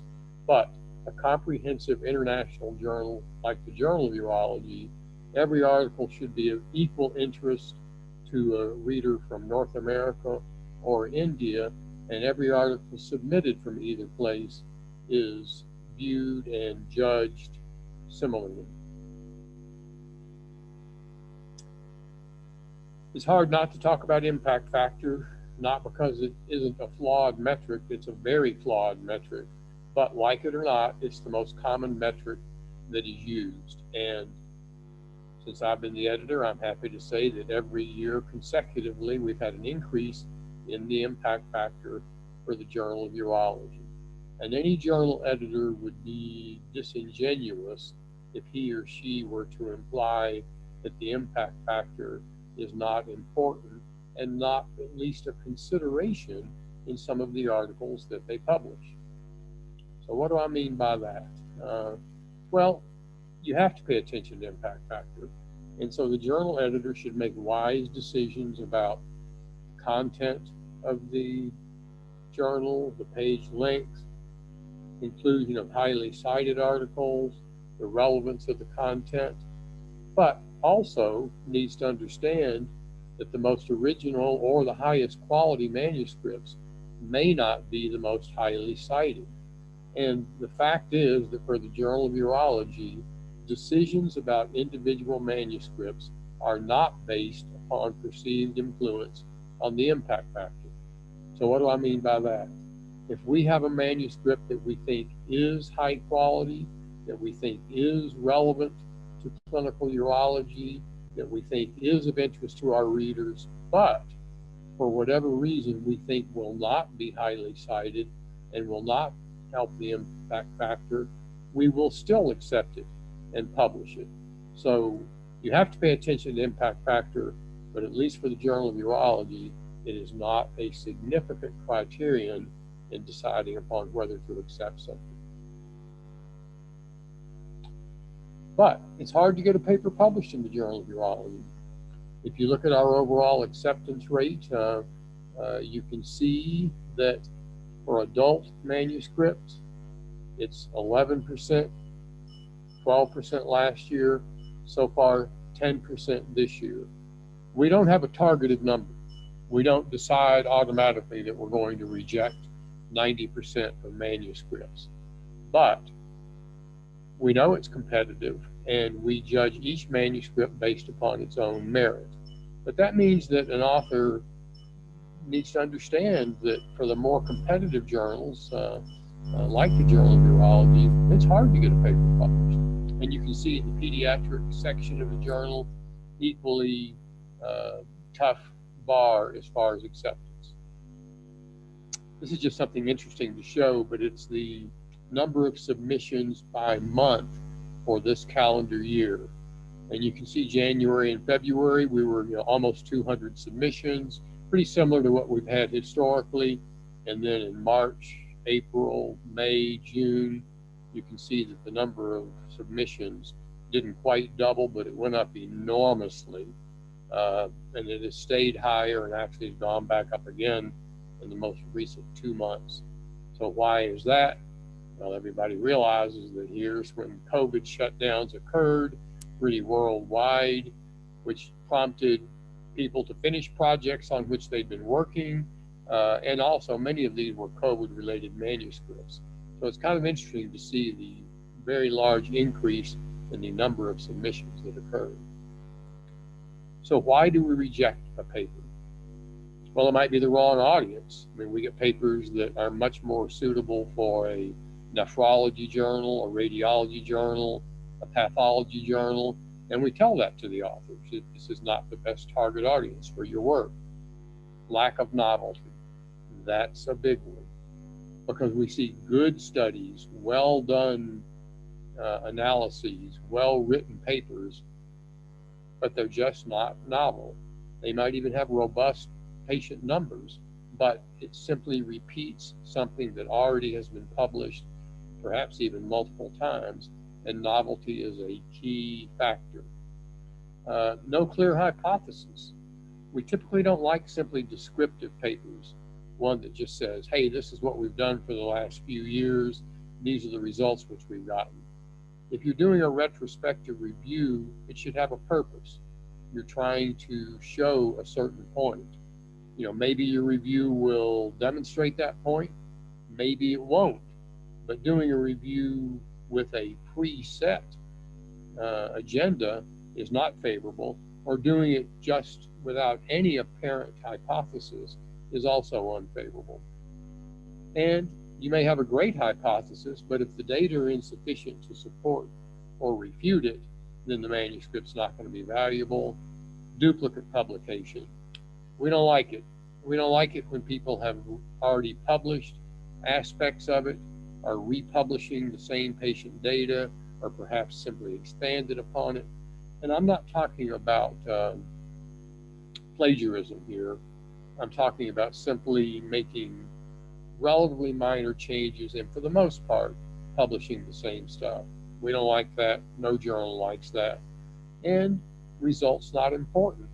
And, you know, we see that. We see studies that are novel. We see studies that have a hypothesis. We see studies that have sufficient data, but the topic is just not one of much clinical importance. So those are all different reasons that a paper may be rejected. This is the famous pyramid of evidence-based medicine. We realize that at the very top, the most coveted studies are randomized controlled studies, and those are the least likely submissions because of they're very difficult to perform and complete. We like randomized studies. We realize that's going to be the minority of the submitted papers and our publications. But you also look at the bottom, and we don't like expert opinion.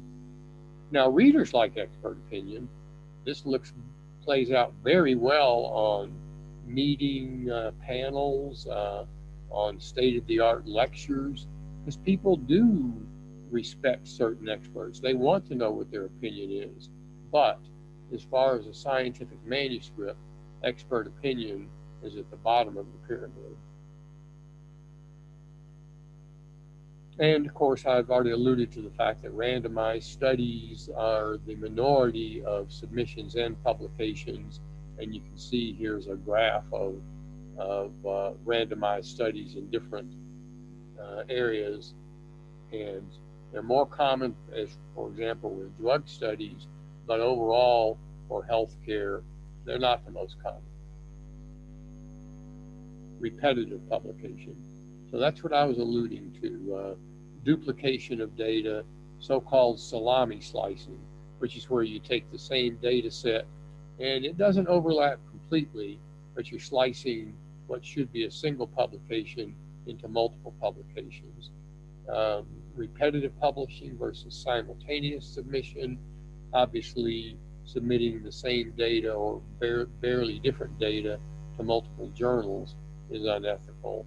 And repetitive publication of the same data in different journals distorts meta-analyses. We see that all the time. Somebody performs a meta-analysis and combines different studies without really realizing they're combining studies from different journals, but those studies have extreme overlap in the patient population. Conflict of interest is really a problem for both authors and reviewers, because the fact is many experts, the ones who we want to write papers, the one whom we want to review, do have conflict of interest.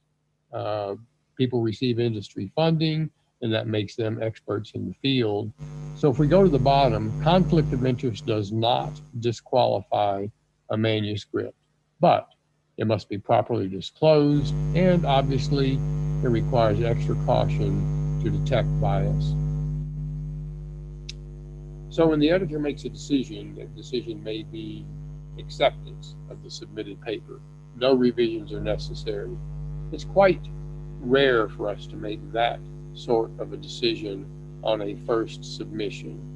More commonly, if we have a favorable opinion, the manuscript is sent back for revision. But there's always some questions, always some ways that an author could improve a manuscript. And revision is not a guarantee of acceptance.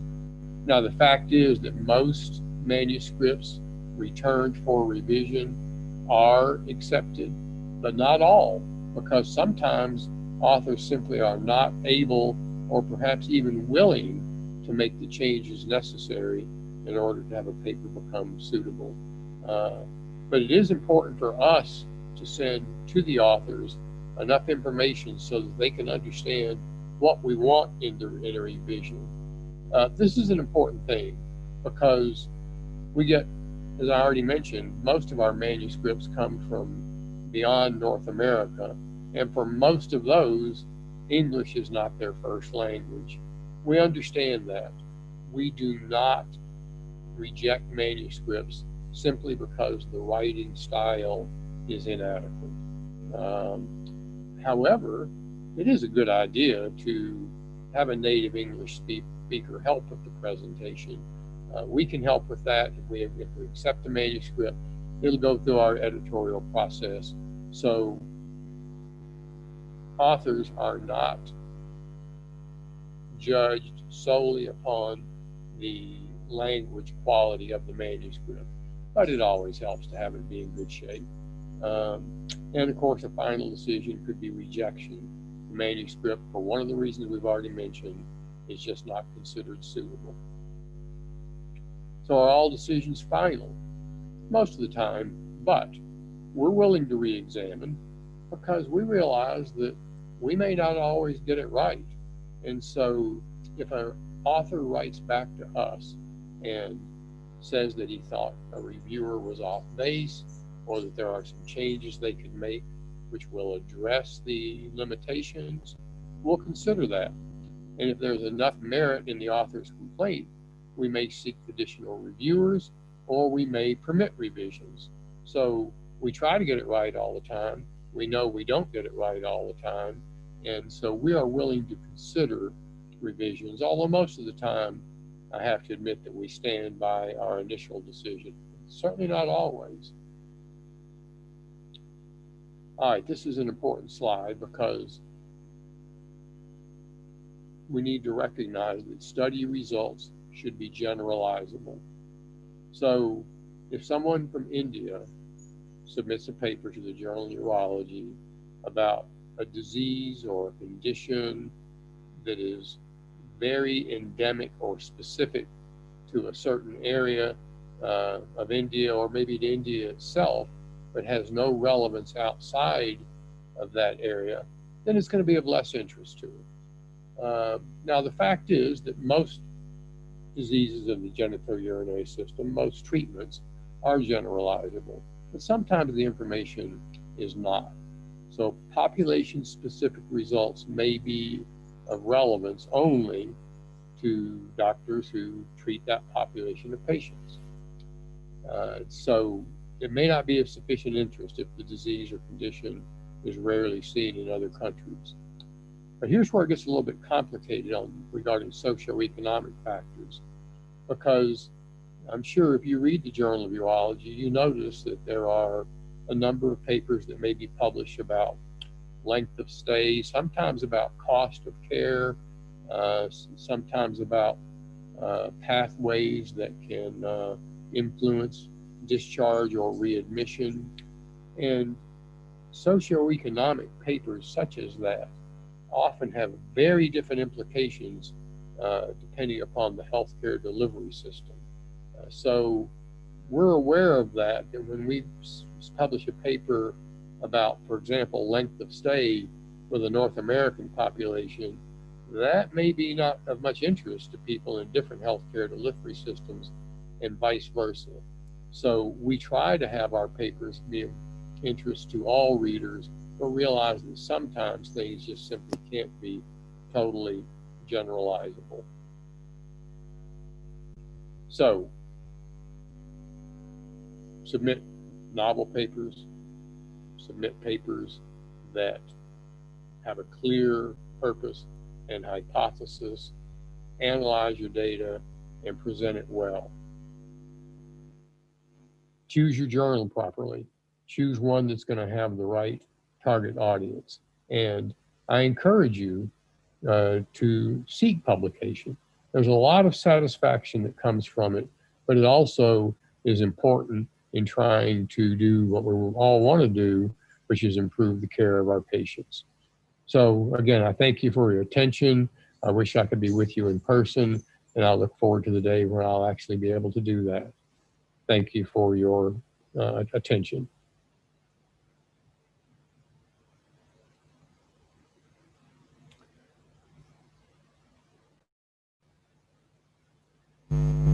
I'd actually like to thank Dr. Smith for sending that to us. I realized it was difficult for him to put this together, but he did a great job for us in getting this across. We've overshot our time by just about 10 minutes, and I see there are still a few unanswered questions, but I'm going to skip them because I know I've kept many of you up for more than 3 hours already. I'd like to thank all the speakers. Sanjay's been there right from the beginning. Many of you have been here right from the beginning. John and Peter in particular for getting up early in the morning on a Sunday to be with us. Everybody at Team Medisage for taking care of all the glitches. The Urologist Society of India, Professor Anand Kumar, who's again been here right since the beginning. And all of you in the audience who've taken 3 hours out on a Sunday evening to be with us. Thank you very much for listening in to us, and we'll come back to you at the annual society meeting in February with another session. Thank you once again.